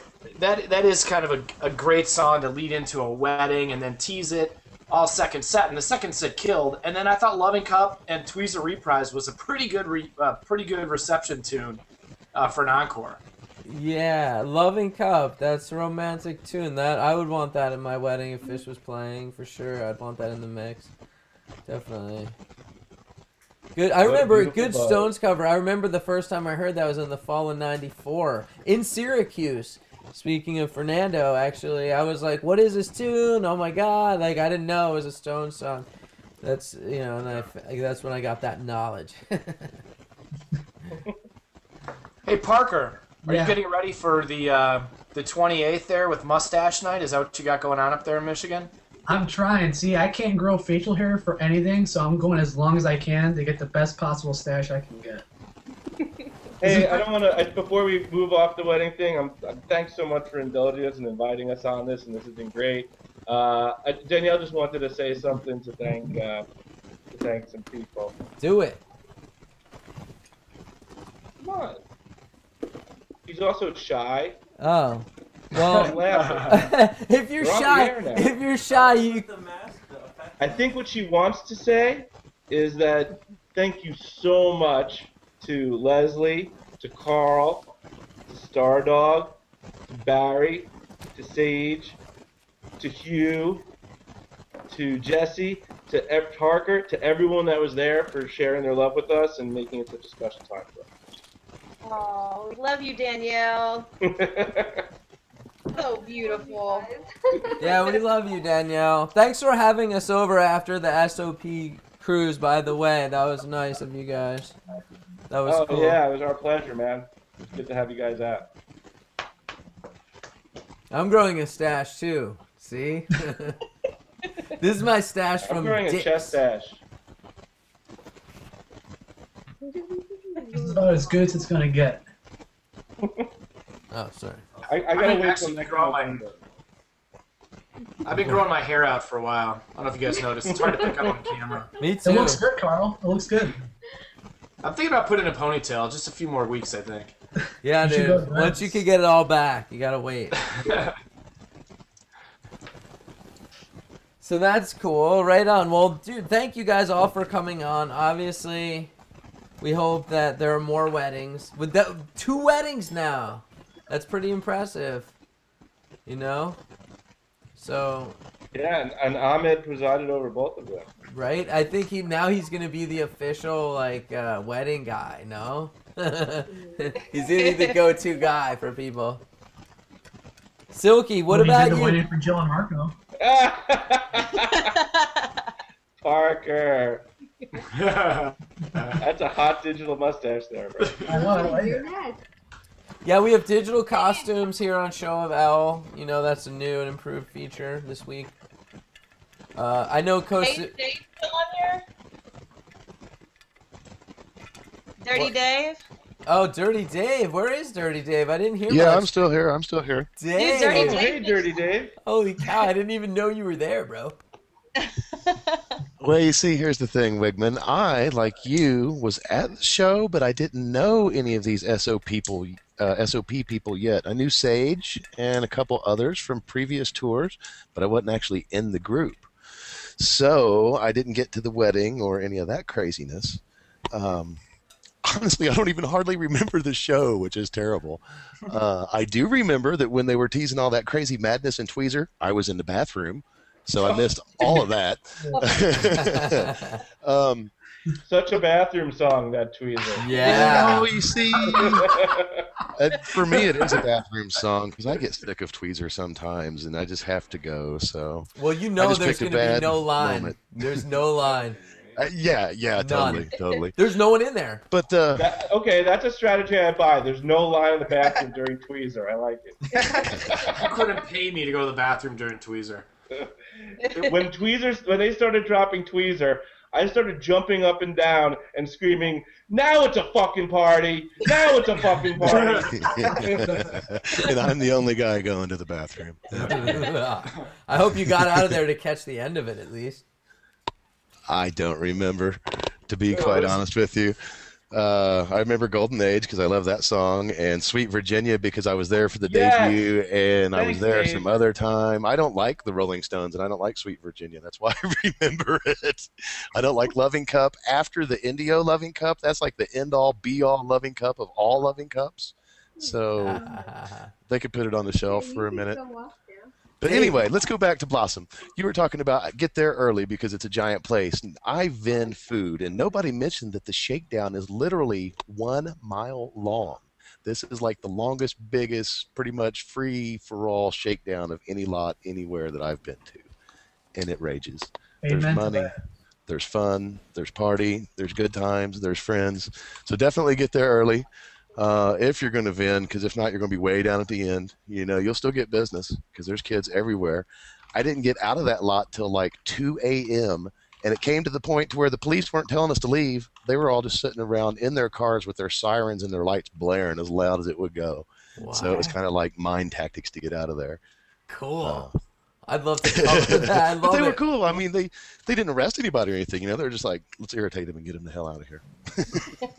It's a good shakedown, but the reality is what Stardog says. You got to be careful of the Summit County Sheriff because historically they really have been a pain in the ass once you leave the venue. So I didn't hear any crazy stories this year, but you know, back in the day when the Dead was playing there, it was kind of a horrible place to go because they'd let you dick around in the lot, but the minute you hit the road, they were all over you. Ooh. It's different now. They used to give out open container tickets at the Richfield Coliseum, too, when the Dead would play there. But now I think they decided to just let kids have their fun for one night and cut loose. Yeah, and they'll be on their way. Dirty Dave. I haven't met Dirty Dave before, but hey, and regardless of your thoughts on Sweet Virginia, thanks for reminding me of it, because that was also a special one in the second set there. It was a real nice, touching tune, I thought. And it also I concur.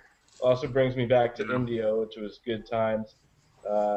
Brings me back to Stardog yelling at me for coming out of my tent in my boxers. Well, it's because Stardog He called me Homer Simpson. But Stardog's at a level where he doesn't want to see that. Good time. We were camping on the corner of Rocks Off and Tumbling Dice, right? That's a whole another episode, Festival 8. I need that interview. So cool. Dave, I have to say, do you see, Dave, you can see I got the Super Ball, and this is a tribute. This was like a nod to you by putting on my Super Balling visor. Because Dave, if you guys have seen him in the lot, he rocks the Super Ballin' visor. What up? And I also wanted to mention, Dave, you should, I think you should consider a career in radio. When I'm listening to you through my headphones, I like what I'm hearing. We might need to do some voiceover work for the show.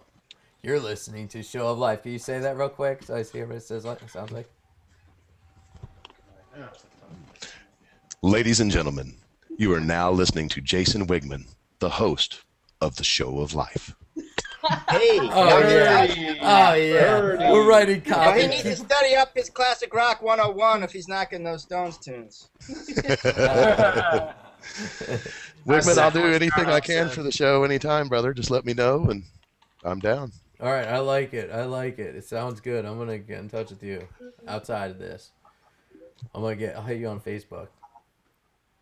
Sweet. Cool. And thank you. I did notice the Super Ballin'. You know, and this is these cigarettes are a shout out to Silky because we found these. Costa Pete found these streaming, and he was gonna throw them away, like, but I grabbed them like a spun wook, and now it's part of a prop from Cincy, as well as our Backstreet Boys shirt. And we have a Coors Light shirt that Dave gave us, but I don't know where that is. It's not in the case. Anyway, sorry. I want to thank you guys. I want to thank you guys for being part of the panel. This is something that people are really loving on the show here, and it's great that people participate and bring their story to the forefront, and we love to hear it. I can't get enough. So, and I don't know. Thank you for coming on. Really. Thank you, Wigman. Yeah. Thank you for having us. Thank you, Show of Life. Thank you, Weekly Dose. Yeah, we're gonna do it and keep it real. And New Year's, we're gonna have a blast. I can't wait to hang out with all you guys and gals and MSG. keep it yeah, MSG. Does any of you guys have floor tickets? Anyone? I'm in section 1 the first night. Floor, New Year's Eve. Oh, that's so good. I got it out of the Silky. lottery too. Straight Cool. up. Wow. Good for you. Silky's got the good vibes. I only got one lottery ticket, but by God, it was a good one. Did you get 2 though? A pair for you and the astronaut, or what? No, the astronaut is currently like behind the stage, guys. We need to get him to the floor so we can rage together. Oh yeah, you got it. You got it, guys. Switch it up, you know. The astronaut up there. He'll be down there with you. What kind of stunt? Any stunt? Silky, what's your prediction for a stunt? I heard no stunt. I heard Bieber. What do you think? What? I was hearing Bieber from everybody. Bieber stunt. Is it so obvious that is it so ridiculous that it just might happen? I hope not. I hope it's shooting Bieber out of a cannon.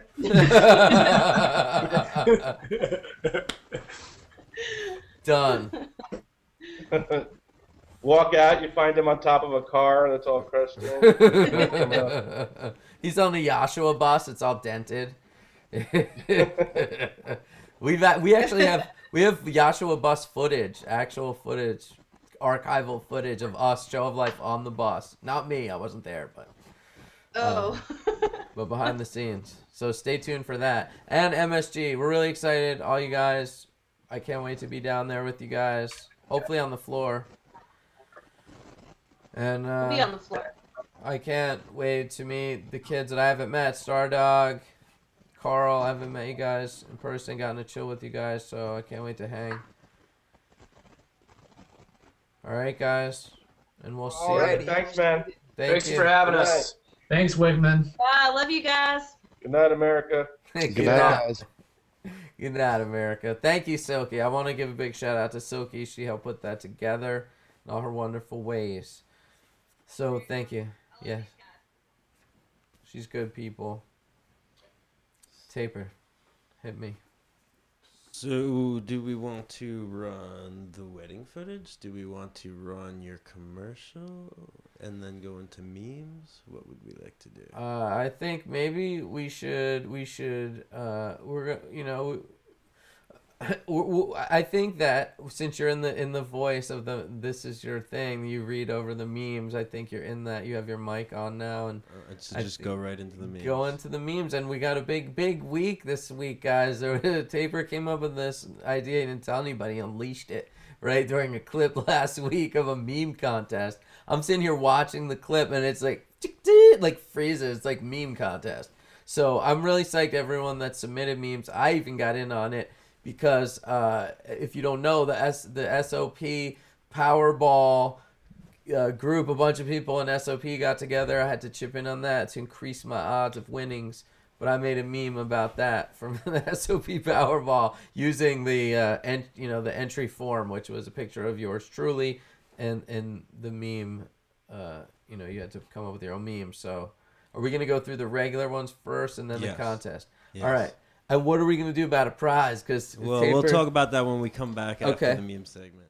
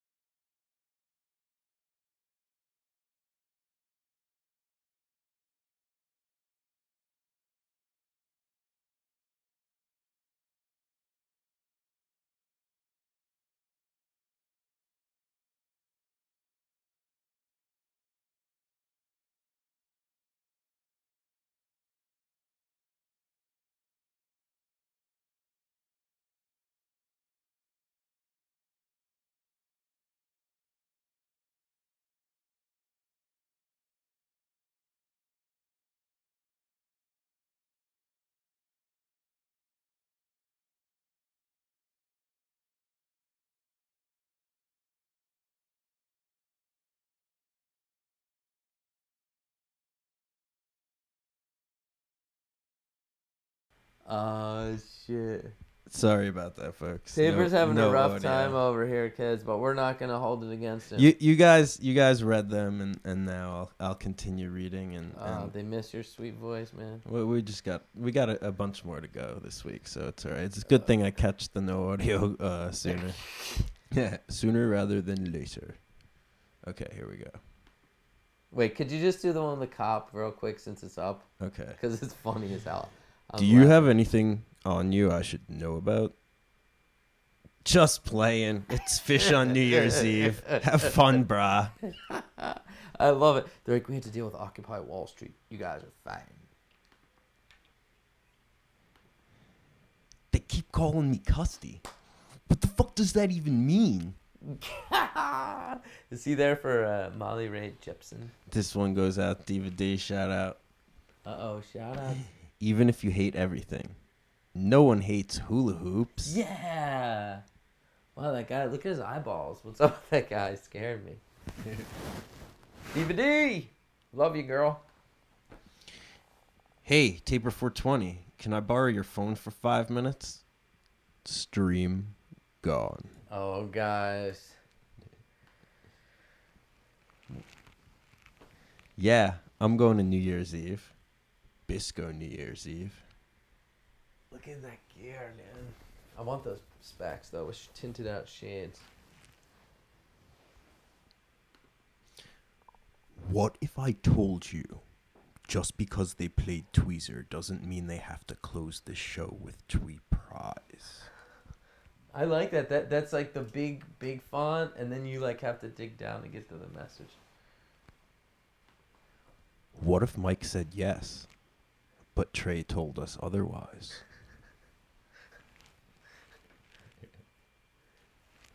Whoa. Love the hair. Oh, love it. Love it. Game hens. And now, kids. And now, we're taking that shit to the next level. Funny things from Facebook. No, I thought you were saying- And now for funny things from Facebook. Sound guy. What I think I'm doing. What friends think I'm doing. What bands think I'm doing. What I'm actually doing. That's the hard work part, guys. That's real. Music. Dubstep. What's the deal with that? What's always people knocking the dubstep? I personally... This is not knocked. This is a cool little art. Oh, it's like a wobble? Like, is that why? Some people like are like, dubstep. They get all like actual angry. I'm like, dude, it's great. Are you kidding me? Concert tickets, motherfucker. Look, he got a whole list for his whole tour. This is one I found. Santa says, this year, if you live in Washington or Colorado, please leave extra milk and cookies. And nugs, kids. Massive nugs. Ready? Rat dog.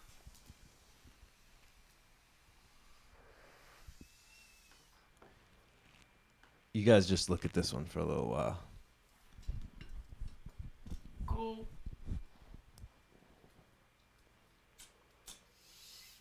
It's like... Here, have some flowers, bro. Like that. Are they in a slapping fight? I made a sign that says time turns elastic. You did two things wrong there. I made a sign that says TTE. You said. Are we gonna... Alright.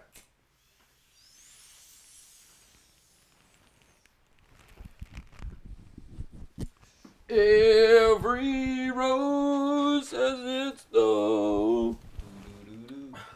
Just like every cowboy sings a sad, sad song. Silky baby. Egg and cheese. All right. Kids, We keeps it real. Whoosh. Memes. So, those were some of the memes that came through. But those are trickle compared to the deluge of memes that we've received and created ourselves because we're just so silly with the Wigman character. We're really trying to push it into the memosphere. Guys, we need your help. If you're out there, hashtag Show of L, 347 Show of L. Let's get this Wigman meme going. Let's get all sorts of captions. People won't even know. They'll just think of it as like, who knows where the meme will go. You never could predict, never could hold on. I don't need headphones on. I want to hear Tabor's voice, but I don't need them. So we're into this contest. I can't give enough kudos to Tabor for this one. Brainchild, just huge response coming through. So we're gonna queue up. Why don't you tell them a little bit about what we're doing here? We're gonna show you these memes. These are the memes entered for the contest. Yep. Thank you guys for participating. So we're gonna show you the memes, and what we're gonna do is we're gonna let you guys decide because we feel we're not impartial enough to decide ourselves who will win the ultimate prize for your meme. So we're gonna put it on you guys. So we're gonna put it out there on our Facebook page, the Show of Life. And you will have 1 week to vote until next dose. Till the next dose. And then the winner will get... The winner... This is something we came up, which was funny, right? So I get this package in the mail. Shout out to the Sloping Companion and Robert Champion. So he's sent us pins in the mail and stuff before. I got to give him props. A fellow streamer and dreamer for real. True deal. Real streamer, puts it on for real. Dude, I have a lot of respect for the dude.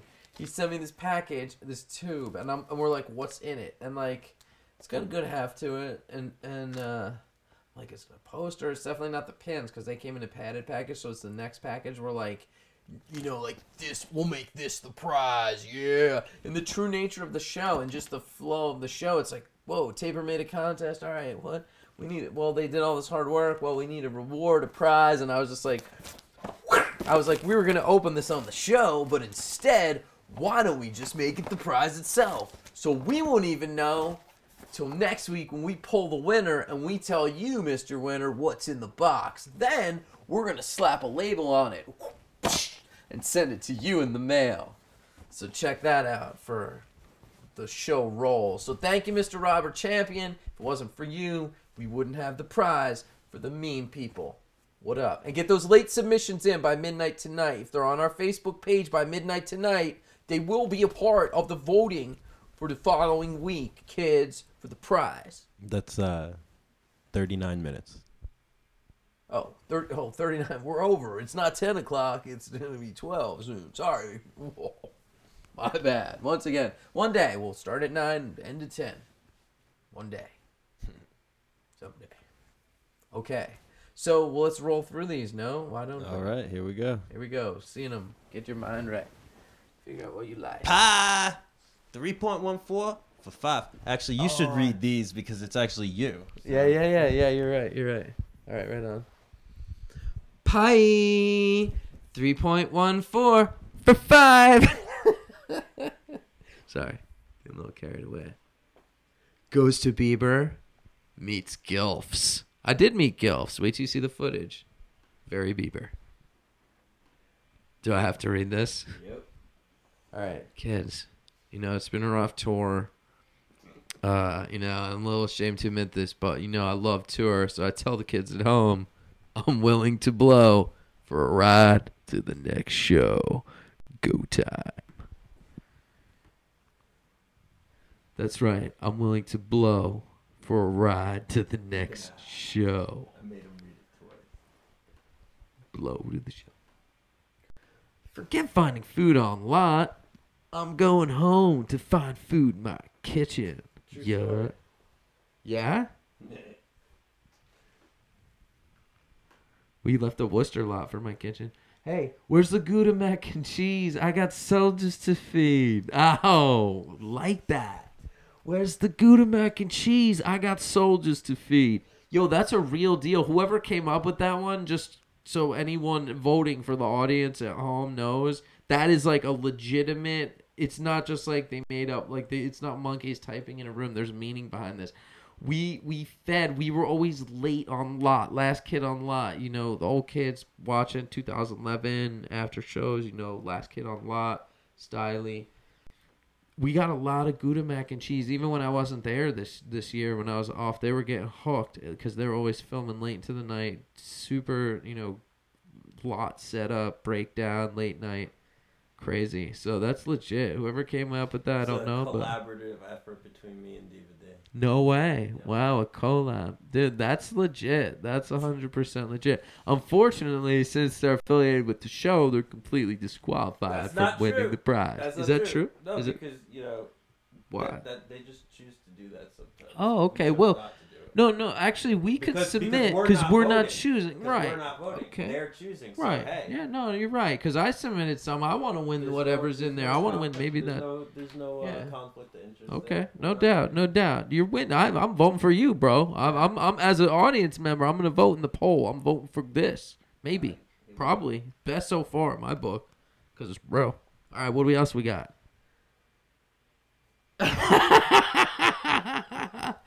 Here's a little bit of show history for you guys, and we're not going to talk about it much, but unless like completely forced to. This is a personal conversation that I have with Taper. It's Show of Life. The is the gay. that is a great meme. I have to give him the utmost respect and credit for that. That is very good. He asked me why, because we're in a debate. Is it the Show of Life or Show of Life? Because we had some snafus with our branding and domain and every social media network structure. But in the end, we wound up with the Show of Life and Show of Life. So we were deciding what to do. Do we go to Show of Life, back to the original, or do we stick with the Show of Life, the new version? And we were on either sides of the coin. It was straight Othello championships. And he asked me why what's the problem with the, and I said the is gay. So he came up with this great meme. Again, props. That's a second place winner in my book so far.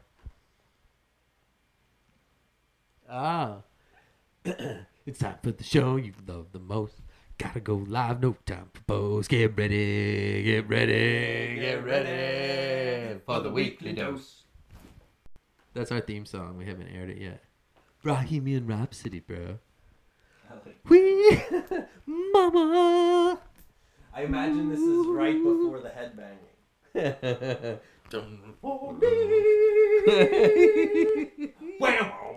Right, he's got it. Good entry. My name is Wigman, not Wiggum. Nice. Little Simpsons reference. Love it. Gotta love. Never get out of this, K. Oh, never get out of this, K. I will say, I never tried K, but I've seen people in a K-hole, bros. And it's scary shit, man. I keep it real. I smoke some weed. I love my psychedelics. I don't know. I don't go much beyond those levels. Oh, what's this? There's some psychedelic. I love what this one. I forget who did this one, but Mike, dude, this was. See, this one wins for originality purposes because it just takes it out of the box. Outside the box. Totally outside. I was like, wow, that's you. Is this guy interviewing me? Wah, wah, wah, wah, wah, wah, wah, wah. Because that's actually a true perspective. Yeah, exactly. It could actually that has happened many times, I'm sure. Yeah, dude, and it's happened to me too. I've been interviewing people like that, and I'm like, what? They're coming to life. So that's a good one. Thanks, Mike. Good work. Kids, vote. Hat Tower. Hat Tower. Hat Tower. Hat Tower. That's a great thing. I don't know how that started, but a great feature for sure. Trey slapped me on the back. Now my face is stuck on Permamelt. I think that was from Nate Dogg. Shout out to Nate Dogg. Yep. One from Phil. Phil Jones? Phil Jones. I love Phil Jones. I want you to rap this. Alright, let me read it real quick.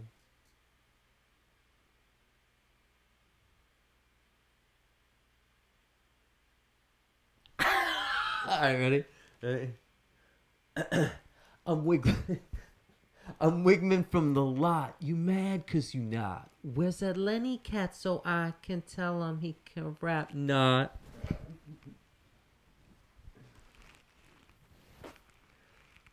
When was your first show, and what is your favorite tease in a tweeze? Is it Dave's Energy Guide?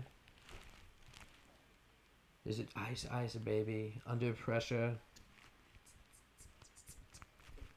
Oh my God, Manteca. Mike just said that the meme he made is a true story from the first time he met Wigman, and that's what he saw and heard. No way.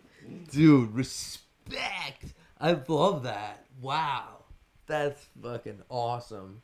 Yes. Off the couch, in the house. MSGNYE, people. Let's keep it real. I can't wait till the dating game. Hey, you guys want to, this is what it's all about dishing. It's all about dishing the news. Guess who I asked today to actually be the host of the Whole Lot of Love dating game. I was like, I can't be the host of that. Because I saw a post come through on my Facebook feed, and it was Tara Lee Weathers. Now, she's hosted Show of Life before because I reached out to her because she was an original correspondent from WCAX News in Burlington, Vermont. She was their original news woman. She would give field reports, and she was also in the studio. When I saw her in the studio, just rocking her very self and her fishy nature and just her... She was just right there. She's just like, yo, she brings it. She's like, this is what I'm about. This is what I'm feeling. It's all love. I was like, holy cow. I'm like, she'd be great to host this. So I just like sprung it on her because I saw her do something in Facebook. And I was like, oh, she's on there. I was like, bam. I was like, Tara Lee, this is what we need you to do. And she was kind of like, wait, what are you doing? And so I sent her the deets. I want to find out what's going on. So Tara Lee, if you're watching, come on, girl. Come on the show. I can't host everything. We need different celebrities like yourself. Different celebrities to step up. And I think you'd be perfect for the Whole Lot of Love dating game, Tara Lee, because you're just so you're so full of a whole lot of love. And, it's going to be a great segment. So get at us at Show of L. Invest student loan money in fish gambling pyramid. No, those were my actual entries right there. I knew when I didn't see a 23 in the whole grid, I was just not looking good. But that was the Show of Life entry. You see that real quick. Get lost, kid. So kids, that's a true story though. I invested my student loans in 95.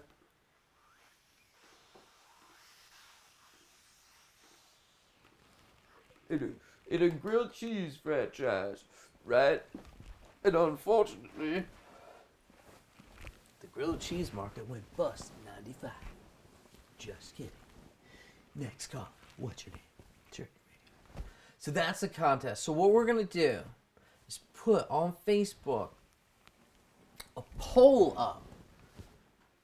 How are we gonna do this, Taper? We'll just put a poll up. With all the memes, there's like 100 of them, No, bro. well, they're already there on Facebook. Like every meme that I just showed is on our Facebook page.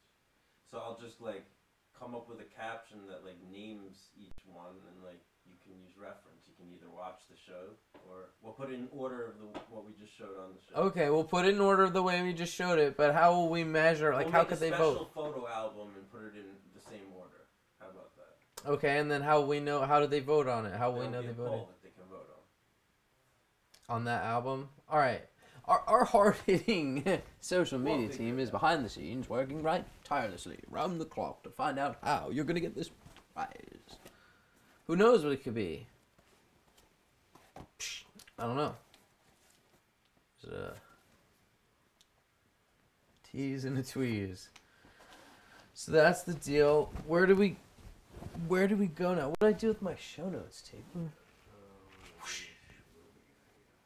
we get program? Or whatever. What would you call that? Yeah, teleprompter. Kids, we're learning as we go. I'd like to thank our panelists that came on. I mean, we got to do this. It's tight. When you're trying to cut time out, and you're like, well, should we cut out the segment where we like, you know, pay respect to all those that came before us and like the great rockers of legends of all time. Like, do you cut that out of the show just because like it's supposed to be an hour-long show and now you're over an hour and a half over your original program? I don't know, but I can't honestly diss the boys, you know? Kids like Jimi Hendrix, George Harrison, John Lennon, you know, Lee Von Helm too is in that list. And so Hendrix, he would have been 70 this past week. So we're like tuned into what's going on in the music scene and the culture. What are people thinking what's going on? We see what's going on. So he would have been 70. Jimi Hendrix shredding. Imagine, I don't know if any of you have ever seen this, but Jimi Hendrix playing the Star Spangled Banner at Woodstock.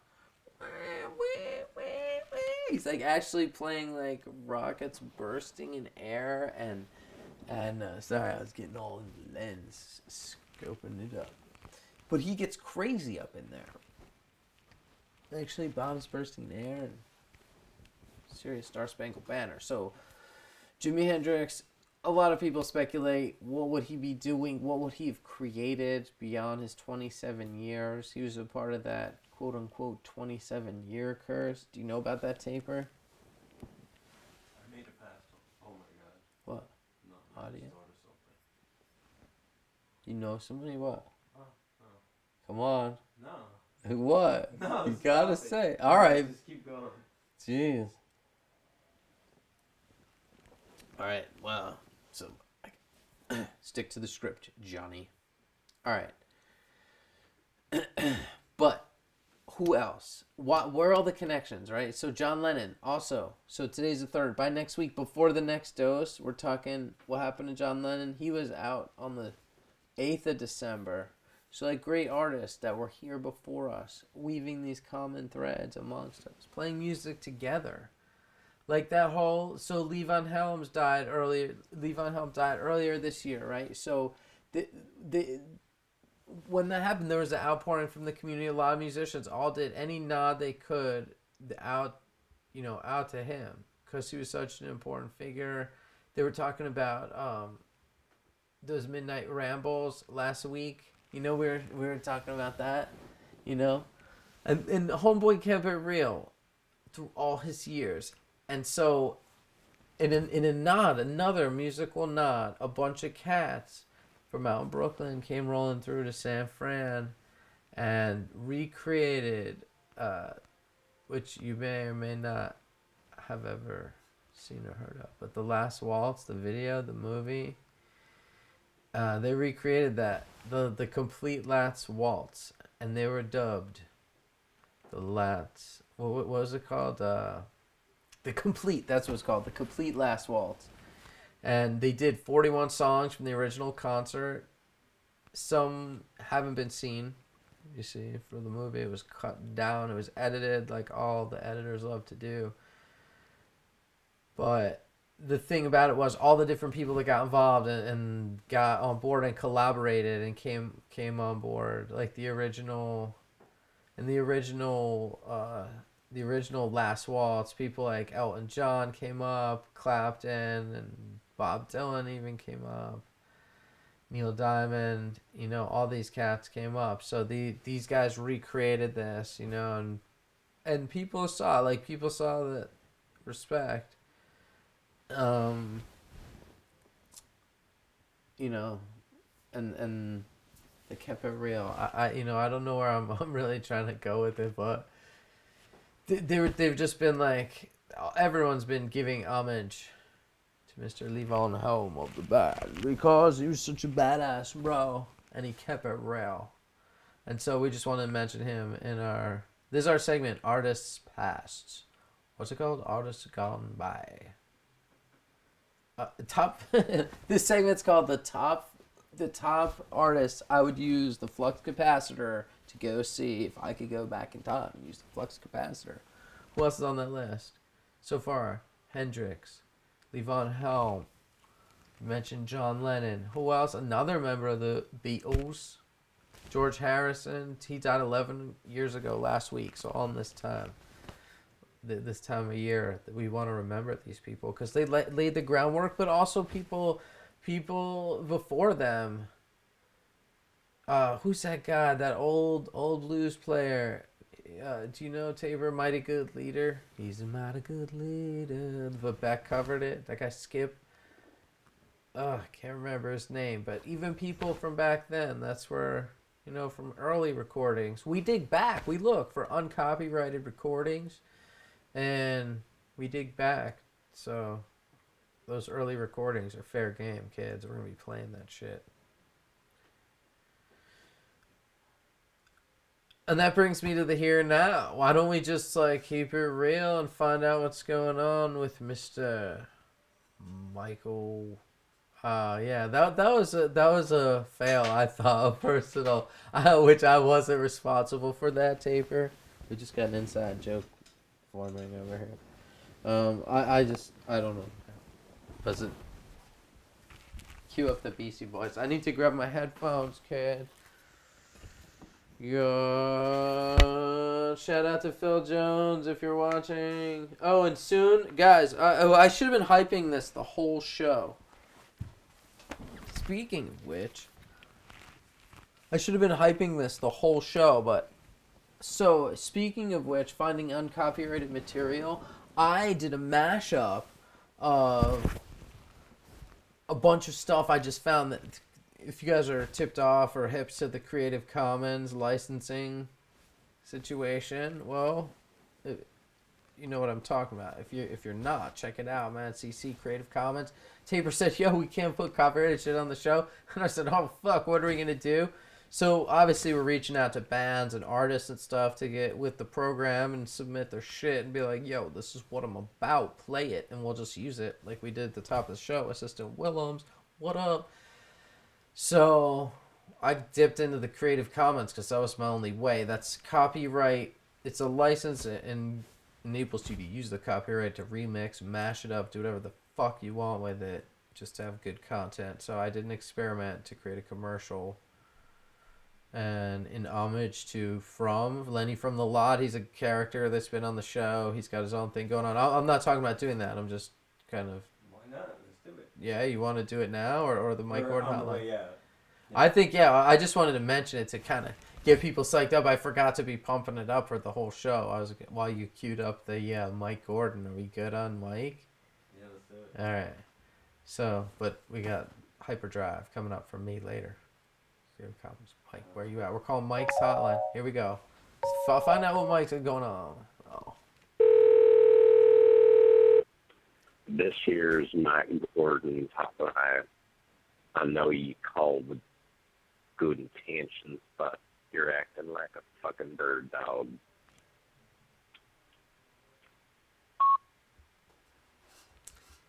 Mike, good evening. Greetings from the kids at Show of L. Show of L, that's 347 Show of L. We'd like to have you call in sometime and get on the show and talk to the kids here. There's a lot of questions. They're going to be sending us to them at hashtag 347 Show of L. Hashtag Show of L. Mike, what we want to know is, what's the best way to improve our show? Is it content or is it quality? So do we always go for the super HD 1080p? Or is it better to, if we don't have that type of equipment, do we just go with some iPhone in our pocket? What's the best approach? What would help improve our show? And if you're interested, we're looking for people to help kickstart these kids in the lot to get this show of life on the road, really, and bring this show to all across the country and back to kids at home again. So if that's something you're interested in, I know you fumbled with the TD card, but here's what I'm saying is, if you're involved with the banking system at all, and you could help out Show of L and the kids on the lot, kick down or otherwise, we have student loan programs, grants, whatever we could get with. That's what we're reaching out. And we're bringing the kids at home. The info, that's why we call the hotline. So much respect. I don't want to clog up your lines here, but, thank you. Thank you for everything you do. We're looking forward to New Year's. Thanks, Mike. Appreciate it. Get at us. 347 Show of L. All right. That's Mike. All right. It just came from the heart, guys. I didn't know what to do. I always hope for a busy signal or a voice message full because, you know, I don't know. But I just got out of with some of the thoughts I was having at the time. Well, and also, we talked about that, you know, getting the kickstarts and stuff we got going on in the lot. And Taper told the story about how Mike had given him the advice about doing the footage from a dog's perspective. So there's a connection going on. It's like him and Taper go way back. You know, there's a connection there. I don't know. Anyway, I don't know. That was interesting. But what did the message mean? Should I have just hung up in nervousness? Was he speaking to me with his message? Silky, you should have tipped me off before showtime. Always go live. Never do a rehearsal. Show of L. All right. That's that. That's what we do with that. And now, you guys, I want to say that we're going to air in a homage to Lenny from the Lot. We're going to go out on the show with a bang. I'm glad we filled it all in. If we would have skipped any one thing, I don't think it would have worked. And we would have missed being able to leave a message for Mike, you know?